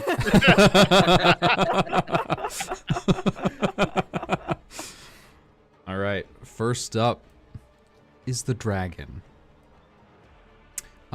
First I will ask just to clarify, where are the rest of you? I'm kind of happy where I am. I'm kind of good with where Torin's at too. Perfect. Okay.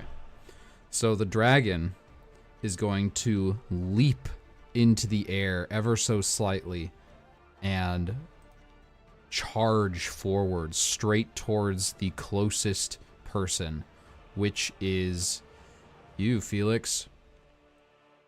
You seem to get the short stick every time. Yep. So since the dragon is a large creature, being in melee with it is being in an adjacent zone.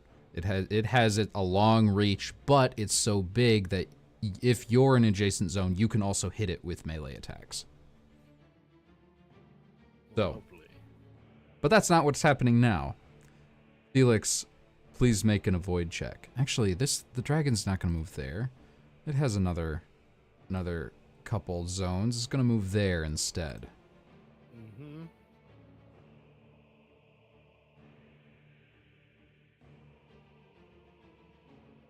Nine. Help? Boost? I'll give a Uh, quick help.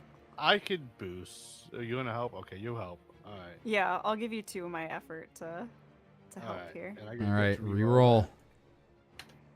Oh, thank you. 1. Amazing. Okay, so you two, please work together to describe exactly what this looks like. Because without Torin, Felix would have just been shredded. Yeah. I think Torin would almost, because we're kind of in adjacent zones here. We're not necessarily in melee, but I almost feel like Torin would have leaned over to sort of nudge Felix into action to move faster. If that would be something that he would be capable of doing. Over the couple years that we've been working together, he's gotten faster, but he's also gotten a little more analytical about how quickly things move, and he's realizing that Felix is not moving fast enough on his own. We've also had time to analyze each other and kind Yes. of notice when we're being sluggish versus we're in Felix, peak form. Felix probably would have noticed that Torrance might have started going into another rant or ramble on, and just would have like, I'm fighting a dragon, and just would have totally accidentally, if it wasn't for Torrance just talking, like I would have been destroyed. But like The claw of the dragon just crushes the stone right behind you, tearing a chunk out of this staircase. I'm gonna listen to you more often. See that you do. And without warning, the dragon's tail comes whipping around towards Torin. Uh-oh. I need you to also make me an avoid check.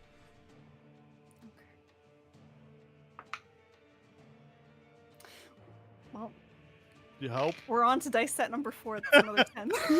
You want to help? Do you want to help? Yes, please. Help. Help. All right, how? Go ahead and make another check, another die. Well, let me grab a different dice first. Mhm, We're gonna go with a metal die this time. See if that helps us at all. Okay, that's better. That's a 5. A 5. Torin or Felix, please describe what you're doing to help. I would be like, I will listen to you more often. Don't worry. And then I will see like the dragon spin his tail. I'm gonna like point my arm out, and like a stream of bats are gonna like flow out of my arm towards Torrance direction, and kind of like nudge or push them out of like the tail's attack, if possible. Mhm. And go ahead. I was gonna say, and Torin not really realizing what's happening at first, not even really noticing the tail, after his own help action, probably would step back and be like, "What on earth were you releasing the bats for?" And then see the tail swing narrowly past his face. Be like, Not maybe quite. I need to pay more attention too. It's a little closer than narrow. Oh. The tail catches you, just the tip of it in the shoulder. A 5 was not enough. And this is a huge, weighty, fast-moving weapon that you're being hit with. Mhm. As it tears a chunk out of you, you lose 3 health.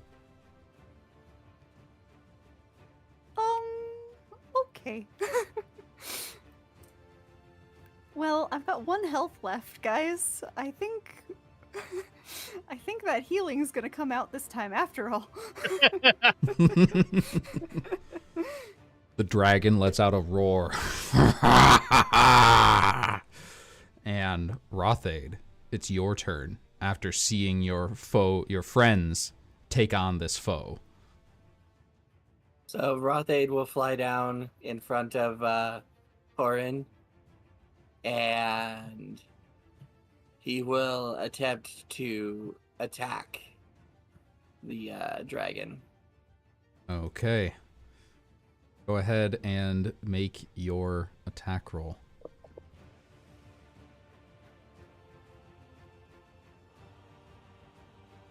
That's a 1. That's a crit. Amazing. What does this So look like? So, seeing what's going on in front of him, seeing the dragon's tail slice into her, and he gets a bit defensive and emotional because he's actually connected with these people. He's actually connected with people for once, after spending his entire life alone as an assassin, and he just flies down real quick, and as the tail is receding, he slashes out into the tail. And you open this deep, deep gash, and dragon's blood just gets flung across the entire room, covering the bushes and the flagstones. And he roars out, this time not with laughter, but with pain. Out of curiosity, Uh-huh. I'm not sure how much damage that did to him, but did it leave him with 1? No. No. Okay. I didn't think it would, but I thought I'd still ask. That's a good question to ask. So you did 1 damage for the hit and 1 for the crit. 2 Okay. total. Now it is Torin and Felix's turn. Which of you would like to go first? Oh. Stop being so nice. Someone take charge. Felix, I'm unsure if this is possible. I'm just going to say it, and hopefully your kind, generous DM who knows where to find a dragon. I assume that there's a bush to my zone to the right. I took the sprinter trait, so I can move 2 zones. I want to go basically on to that zone, cast Raise Monster at rank 5. And then I would wonder if I can get to the opposite zone over here, of the 2 allies there. And I know I can't do much else, but just get there and just move. Actually, no. Yeah, move 1 more to the right. Move to the right. I don't want to be in melee against this dragon. Sorry, friends. So, yeah, right there to the right. So go there, summon one of my zombies, and then go right there. The zombie of the man that you killed earlier rises from beneath this bush, mask having sort of fallen off to reveal withered, decayed, and missing flesh beneath. You gave me a score. I keep you an undead torment of my puppet. Attack dragon. Attack dragon. And I don't know if it takes its turn immediately after mine or at the same time. Immediately after yours. So, it will go after both you and Torin. Got it. Perfect. So Torin, what are you doing? Well, I mean, Torin's looking really rough. And as much as he wants to attack this dragon right now. So I have a question, Dennis, before I make any sort of decision. If adjacent zones are melee because of how large that is, would Yep. one space away be considered close for the range of my crossbow at that point? Yes. So Okay. as far as ranged go, if you're attacking something that is large, it needs to be, attacking the zone that that creature is in. Okay. So right now, technically, you are both in close range and in melee range. Okay, but going back a zone would not keep me in close range, correct? Correct. Okay. Cool. So I think I know in D&D, you like with crossbows and range attacks, it's you attack at disadvantage when you're in melee. That's not the case with sagas. You can point blank shoot someone with a bow and arrow or a gun or a crossbow, and with no penalties. Okay. Got it. So what I am gonna do here, I think Torin is gonna break out that that heal ability and go ahead and try and reduce the severity of that wound. I would imagine that that dragon's hit like completely fractured his shoulder. And so he's in a lot of pain right now. He's going to go ahead and place a hand on it and wince through that pain as he tries to use his abilities to heal himself a little bit here. All right. I do have that heal ability at rank 5. So would that just restore the 1 health to me? I'm looking up exactly what rank 5 would do. Yes, so you would spend 2 effort and restore 1 health. Okay.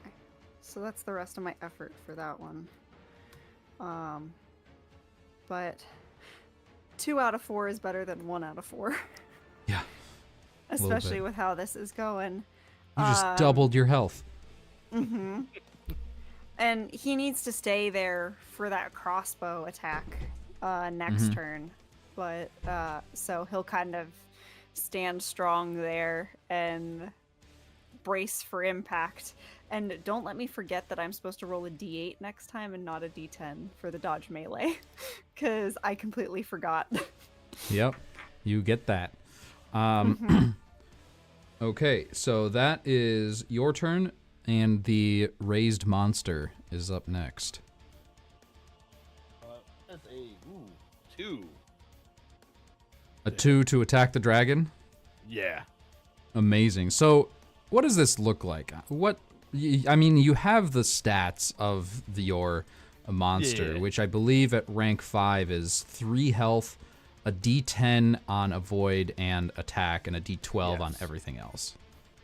Yes. So this is as you see, I did this. Our very first foe comes up to the zombie. He just looks like no crossbow, anything like that. I want to say that his hands had been kind of like almost like the bones have jutted out into like spiked gauntlets on his fist, so he's just now punching the dragon. Punch the dragon. Yeah. Like, And with the a 2, knuckles all, like, yeah. you absolutely hit, and this zombie with its spiked gauntlet fists just like wham, wham, wham, wham, pummeling into the dragon's side, and the dragon is starting to take notice. Next up is the dragon's turn. And this time, the dragon is going to... Let's see. It inhales once. And you see this glowing light inch out from between its scales and move from its stomach up its belly into its throat. And as it opens its maw, a torrent of flame is exhaled outwards, filling the zone with Torin and Rothade. I need you both to make void checks, please.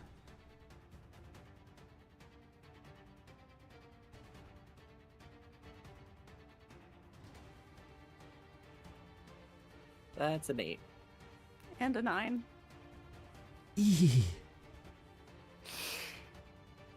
Are we able to help each other at this point? I have no effort left. So I can't help you, but I don't have that any was a effort left failed either. check, so if... I don't have any effort I left could either. certainly help her. So, as this happens, Rothade, sacrificing himself to an extent, tries to shove Hurin out of the way. Okay, so I'll go ahead and re-roll that one. Well, we're on to dice number 5. That was a 10. Oh no! How? Oh man, Understand, if only this wasn't a roll low system. right? Something The goes wrong and we flame. both get hit. From this dragon's maw engulfs both of you entirely.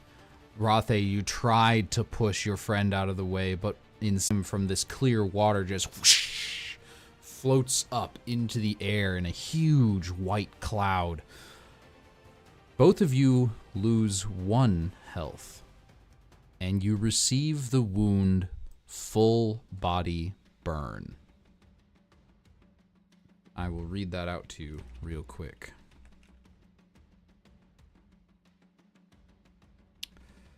You have no sense of touch. Avoid checks against fire and heat must use a D10.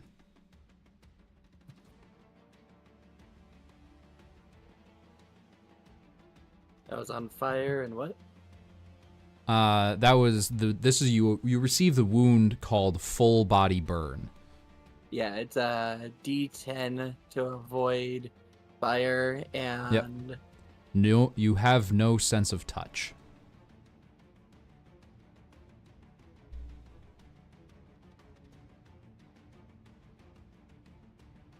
Your entire body is covered in a burn, a nasty 3rd-degree burn. Touching anything, even the clothes on your back, feel like they are in, just feel like they're in, giving you excruciating pain. The dragon is going to move over. Let's see. Actually, the dragon still has another attack and is going to launch one of its claws towards the zombie. So I need the zombie to please make an avoid check. That is a 6. A 6? That's not enough. No. The zombie takes all 3 points of damage. Oh no! It's So okay. as the dragon lashes out with one of its front claws, it rips the zombie into 4 distinct pieces that all just splat against the opposite wall in different places. And then it takes a leisurely stroll over to the incubator. Torin and Felix. Felix, are you going first again? Yeah, you heal up, heal up. I'm gonna go in and do something stupid. Would wouldn't I go first? Oh no, you're right. You're right. Sorry, Rothade. I keep moving yeah. the indicator, forgetting I moved it, and then moving it again. Yes. All right. Alright. So, That's my bad. Rothade will move between the dragon and the incubator, so basically right on the edge of the pool there. Which zone are you in? Are you going to be in the dragon zone? Which is okay. It doesn't take up the whole zone. It takes up 7 capacity, and with you in there, that would be an additional 2, so 9 out of 10, and you'd still be able to act as normal. Yeah, I'll move right next to it, kind of trying to block it, do my duty, and then I'll lash out with the sword. All right, give me an attack roll. That is an 8. An 8 is not enough. Your sword sparks off of its hardened scales. That is your movement and your attack. Now it's Torin and Felix. I'm gonna do something kind of dumb. You heal yourself, book person, and I'm gonna move forward with my serrated chain. And since it's a large creature, I don't know if there's such a thing as call shots.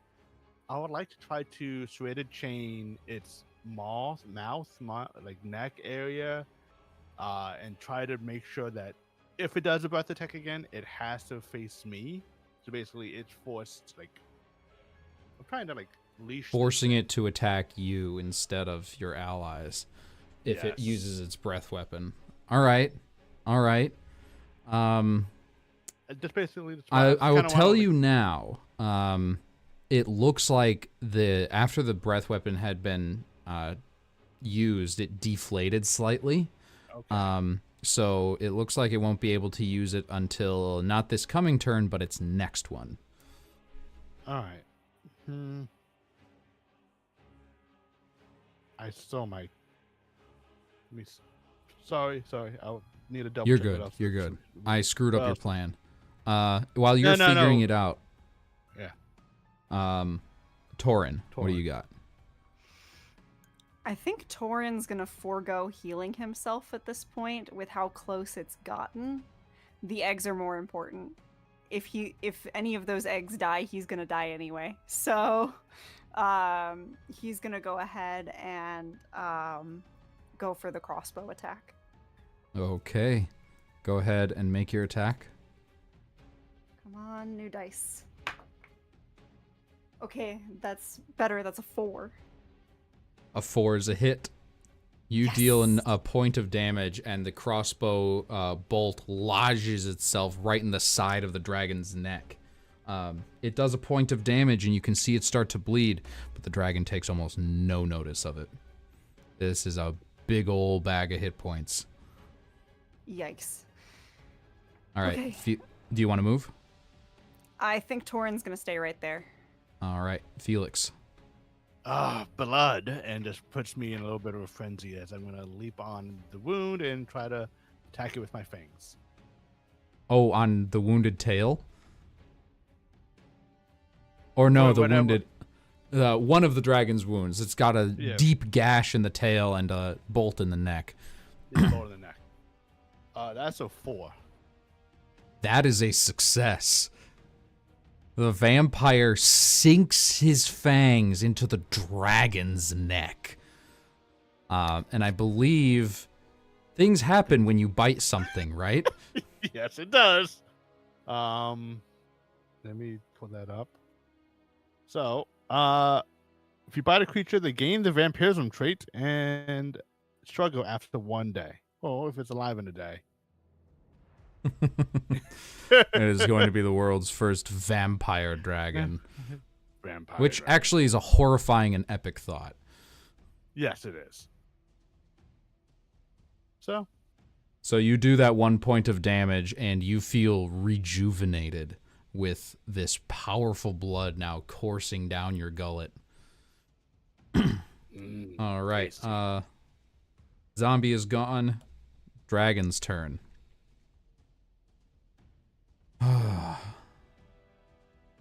Dragon is going to lash out first at Felix, then at Rothade, the two that are the most threatening at this moment.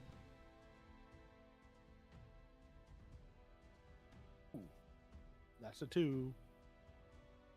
That is a success. The tail comes down and destroys the stone right next to you just as you roll out of the way. That's a 5. A 5 is not enough. The dragon's neck, long and snake-like, slithers around and its jaw opens and it clamps down on your shoulder and chest. You take 3 points of damage unless someone has the ability to help. I don't know how much effort y'all have left. I only have 1 effort thanks to that 1 failed check. Oh yeah, I have 0. All right. I used to- 3 damage to Rothade, but that is a failed check, so you do gain 1 effort. And yeah, I'm just hurting too much from the burn, and I'm not able to move out of the way. He gets me. When anyone drops to 0, let me know. Stuff happens. You don't die yet. I'm at 1. And it's your turn, Rothade. All right, with this dragon's maw right on him, feeling the pain of the burn as well as the dragon and thinking about the eggs that are right behind him, he attempts to stab. Actually, it's an action to combo, right? No, a combo is what you would do with an ally. You can't combo with yourself. You would spend 2 effort when an ally attacks, and their attack would deal more damage. Okay. Okay, I understand that better. I could have done that a couple times, but do that better in the future. So, yeah, he You can still do at it this now. point- Or no, you wouldn't do it now. You do it on their turn. Yeah. So at this point, he attempts to just stab the dragon right where it is, right as it's on him. Its And mouth for the still enveloping your arm. Go ahead. So.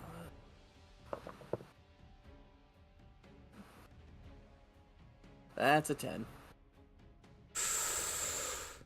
And another effort for you. Not able to move. The arm that got bitten is your sword arm, and you don't have the leverage to like do any sort of damage against its throat, even though your sword is right next to it. Its hard armored scales still deflect your blade. Yeah, and considering I have the second rank of finishing blow, from now on, at any point, I will combo with people, just trying to hurt. Mm-hmm. Torin and Felix.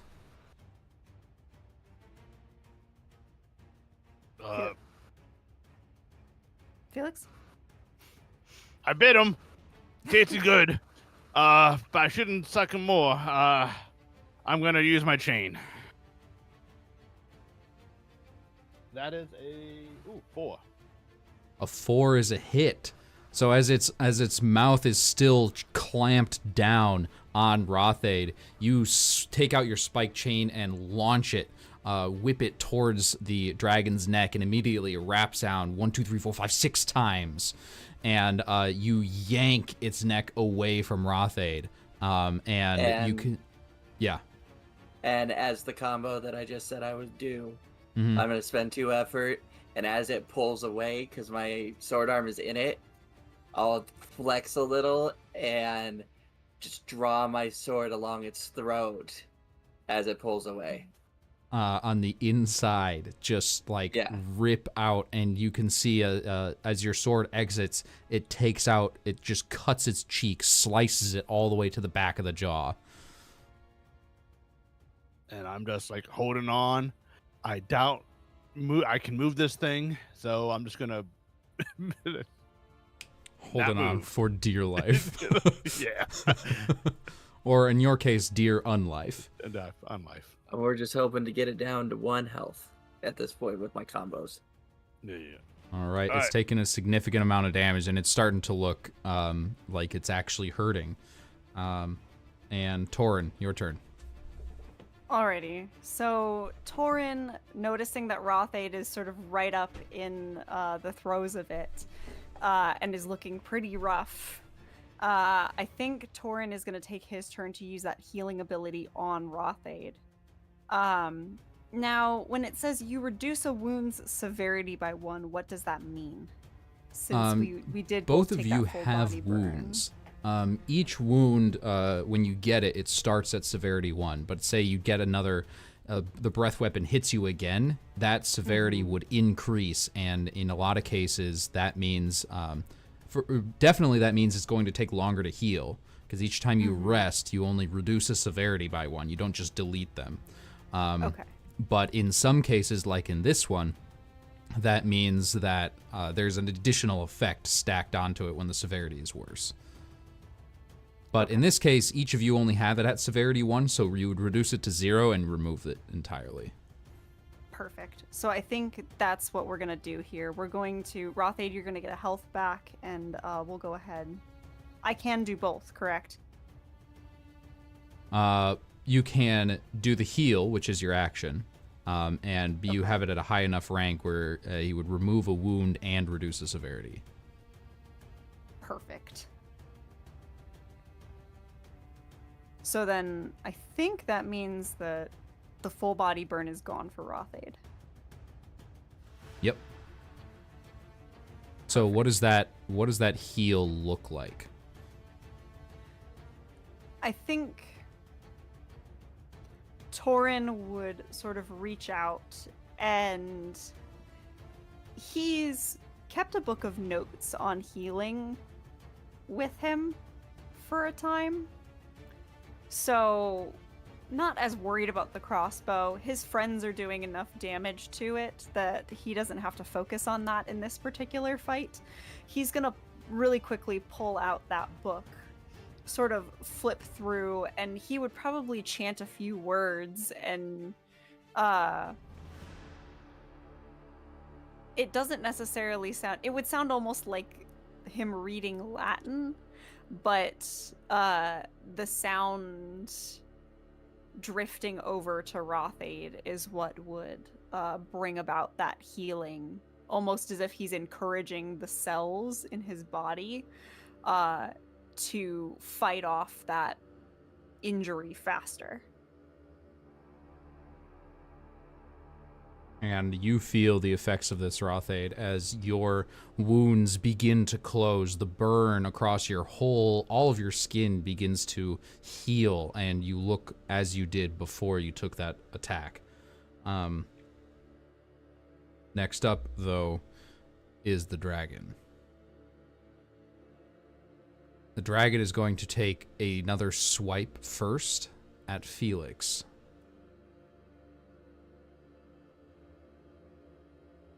Two. That is another success. Yeah. I need failure. I'm out of effort though. Oh, you want failure? No, Well, no, it's I'm a fine. good I'm thing. fine. It's a good thing that the dragon really doesn't like you. That bite wound in its neck seems to be pissing it off and burning. Please make another avoid check as it swipes at you with its other claw. Okay. Well, 9. I get This it. one lands purchase. You lose 3 health. Oh God! Oh, I see some on my guts. That's not good. Oh boy. That is the dragon's turn. Rothaid. All right, so just very focused on protecting these eggs, keeping this dragon away. He will continue to just attack.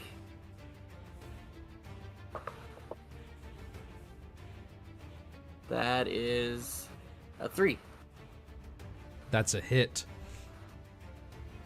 As your sword finds purchase again between two scales, it opens another wound and blood gushes out onto the floor as the dragon roars again, its voice beginning to shake the walls of your home. Torin and Felix. I'm assuming that my chain is still kind of wrapped around his neck. Oh yeah. I would like to, with one hand, hold on to the chain, and then I would like to like use my body to like swing and punch it with my other hand. Okay. Do you have martial arts? I have oh, I don't know if I need martial arts for this. I have spike gauntlets. That will also work. Okay. Oh. I'm just gonna re-roll. Floor dice don't 7. count. Yeah. 7 doesn't hit. You feel like it's almost like you took a metal baseball bat and hit something metal with it. You feel that ringing in your hands, but it goes all the way up to your shoulder. Oh God. Oh, funny bone. I know we've been practicing that move, but Not It on has a dragons. hard Dragons. head, okay? It has a hard head. Tova, shoot it, please. Torin, On you're up. it. And Torin is going to do exactly that, aiming the hand crossbow, and boom. Combo. Ooh. Combo? What does this combo Ooh. look like? Combo. now, I'm. can me and him combo at the same time? Yes, but it might be just strategically, mathematically, you might want to have one person combo and one person help to make sure that it's most likely to actually hit, because if it misses, then all of that effort just goes out the window. Okay, what I would Well- suggest then is that maybe Felix help by holding it Okay. in place. Yeah. And because I have finishing blow, if we manage to get it down to 1 in this combo, Okay. Then do that. Well, I just rolled a 3. So, So I That's a help. hit, but you get you with the help, you Mm-hmm. get to roll again and see if you get a 1. I was Yeah. going to say I was just about to roll. And I'm basically just gonna like use my chain to hold the dragon's head in place. But like, look, got it. Oh God, it's been. Mhm. So that second one was a 6, so that was worse. So All right, we'll so stick the with 3 hits, you get that 2 damage with the combo, which, by the way, what does the combo look like, Rothaid? Rothe, it is just kind of stabbing it like in the leg or in proximity to really kind of distract it and hold it in place.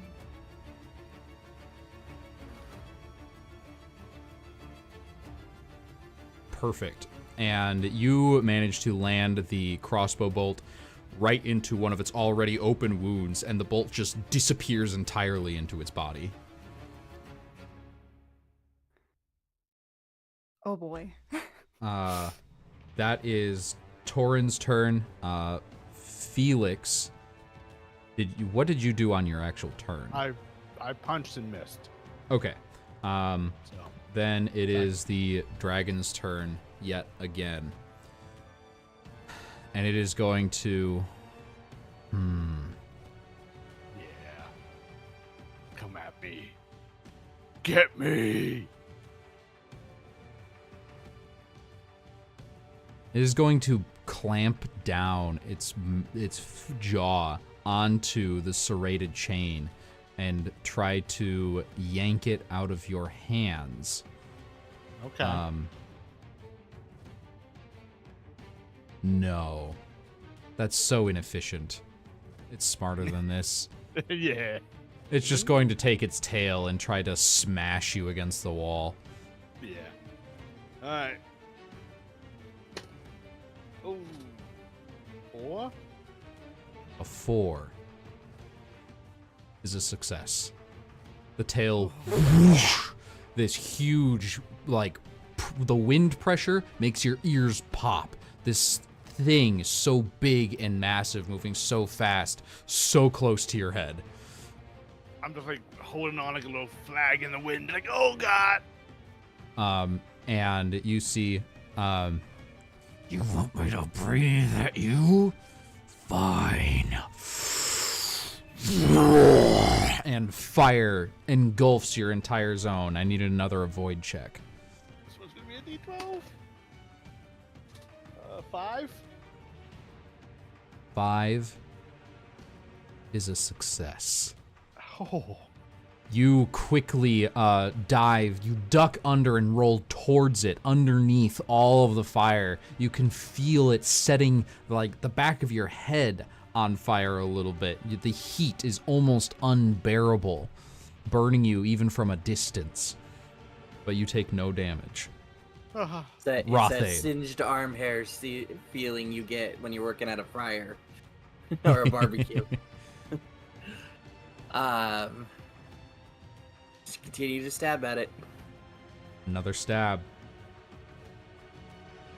That is a 1. That's a One. crit. Good. That is 2 damage. This thing had 3 health left. Please describe Finishing for us blow. your finishing blow. So as it's breathing at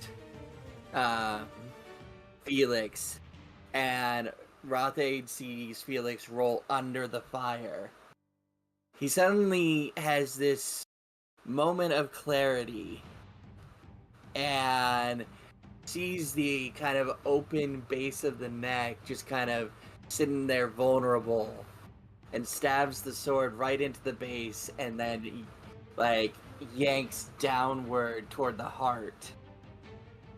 Sword And just buried opens up to the it. hilt.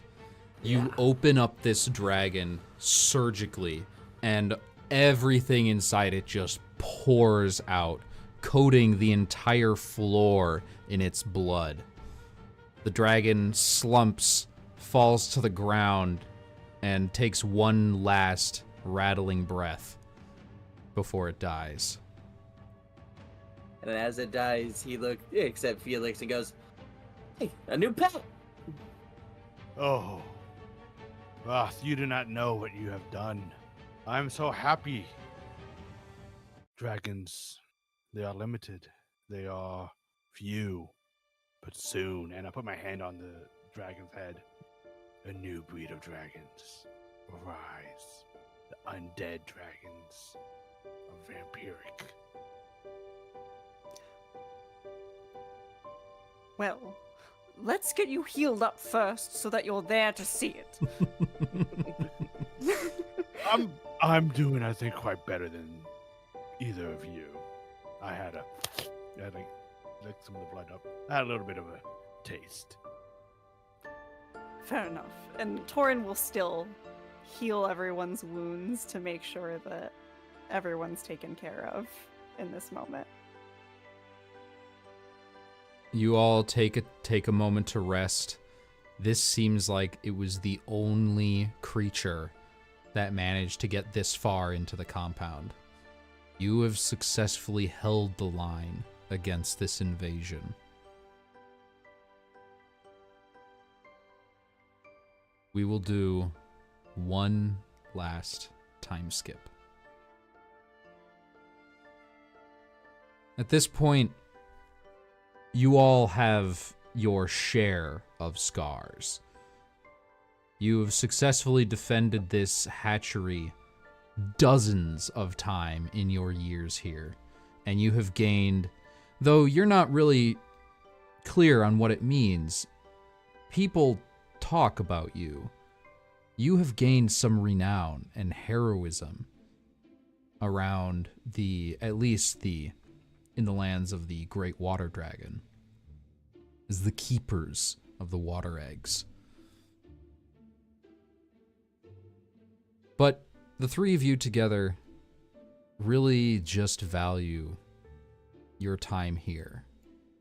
You can't leave, and you're okay with that. This is where your job is.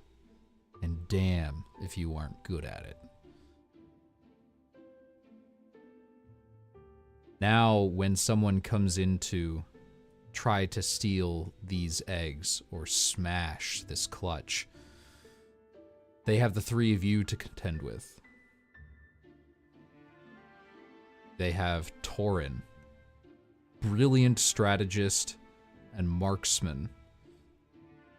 They have to deal with Rothaid, the Dragon assassin. Dragon assassin. And of course, they have to deal with Felix the vampire and his growing legion of undead creatures. The dragons that Rothaid has assassinated.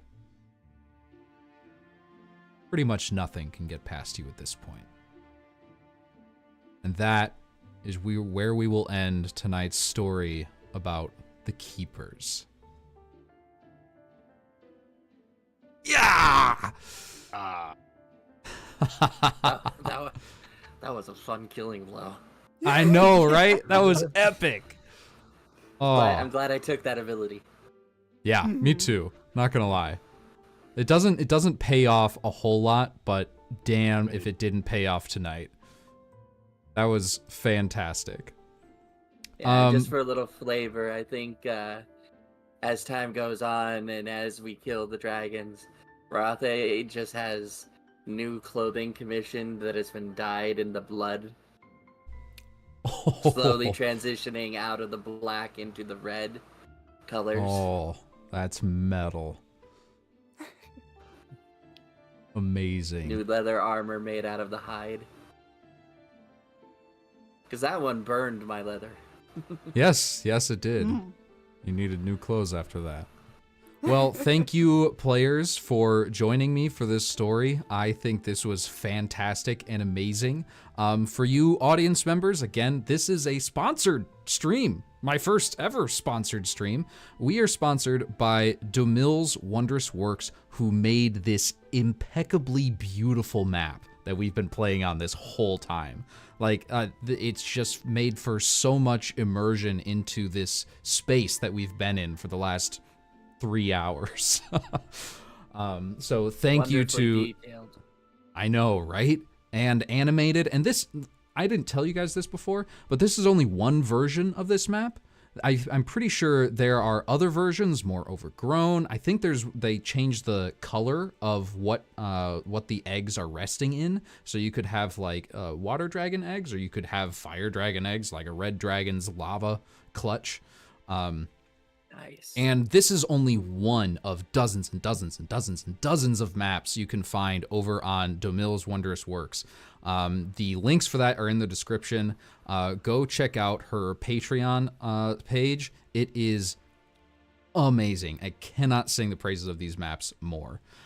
So thank you again to Domil. Thank you to my players, and thank you to my viewers who've stuck with us for this wonderful story.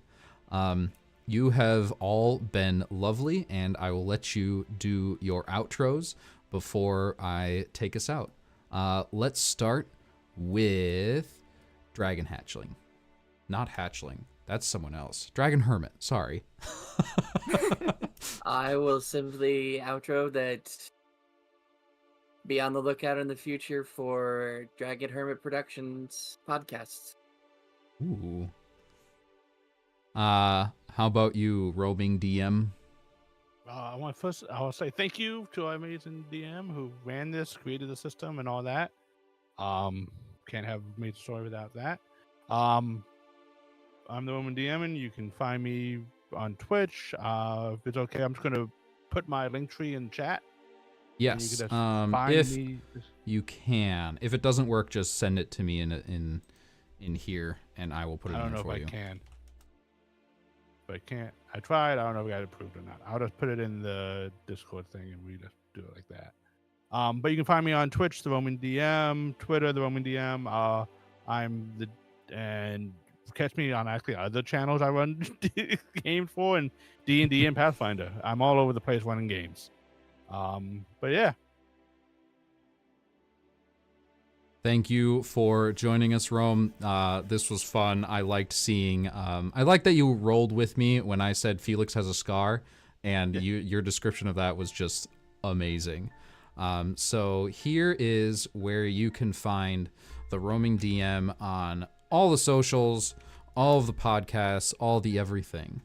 And another one, last but certainly not least, Emma. I'll put your link tree in as well. Thank you, Dennis. And it's always great to be invited back to your table. I had such a fun time, as always. But thank you so much to everyone who watched as well, and to our sponsor for the amazing map, because it definitely did help with the immersion for sure.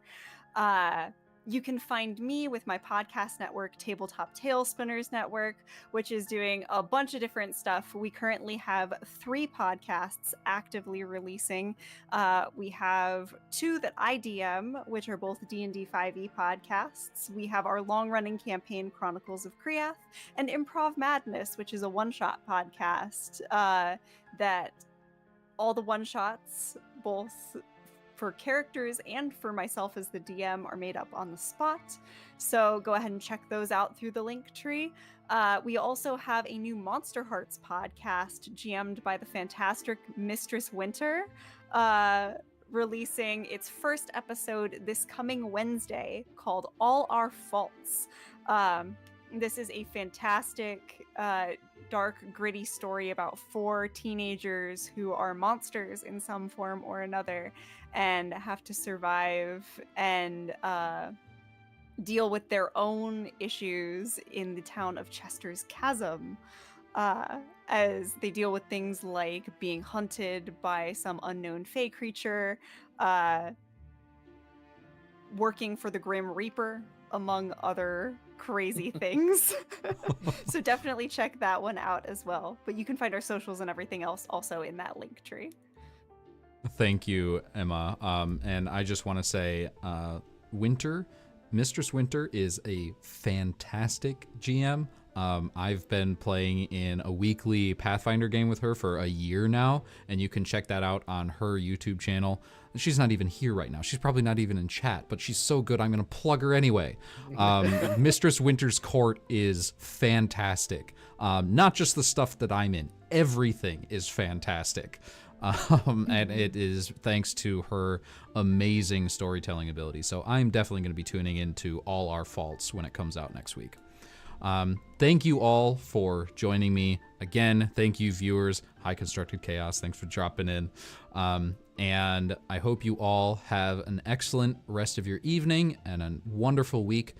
If you have some time, don't go anywhere, because I'm streaming again in like an hour and a half. So I'm going to go get ready for that one now. I hope you all have a wonderful evening. Thank you.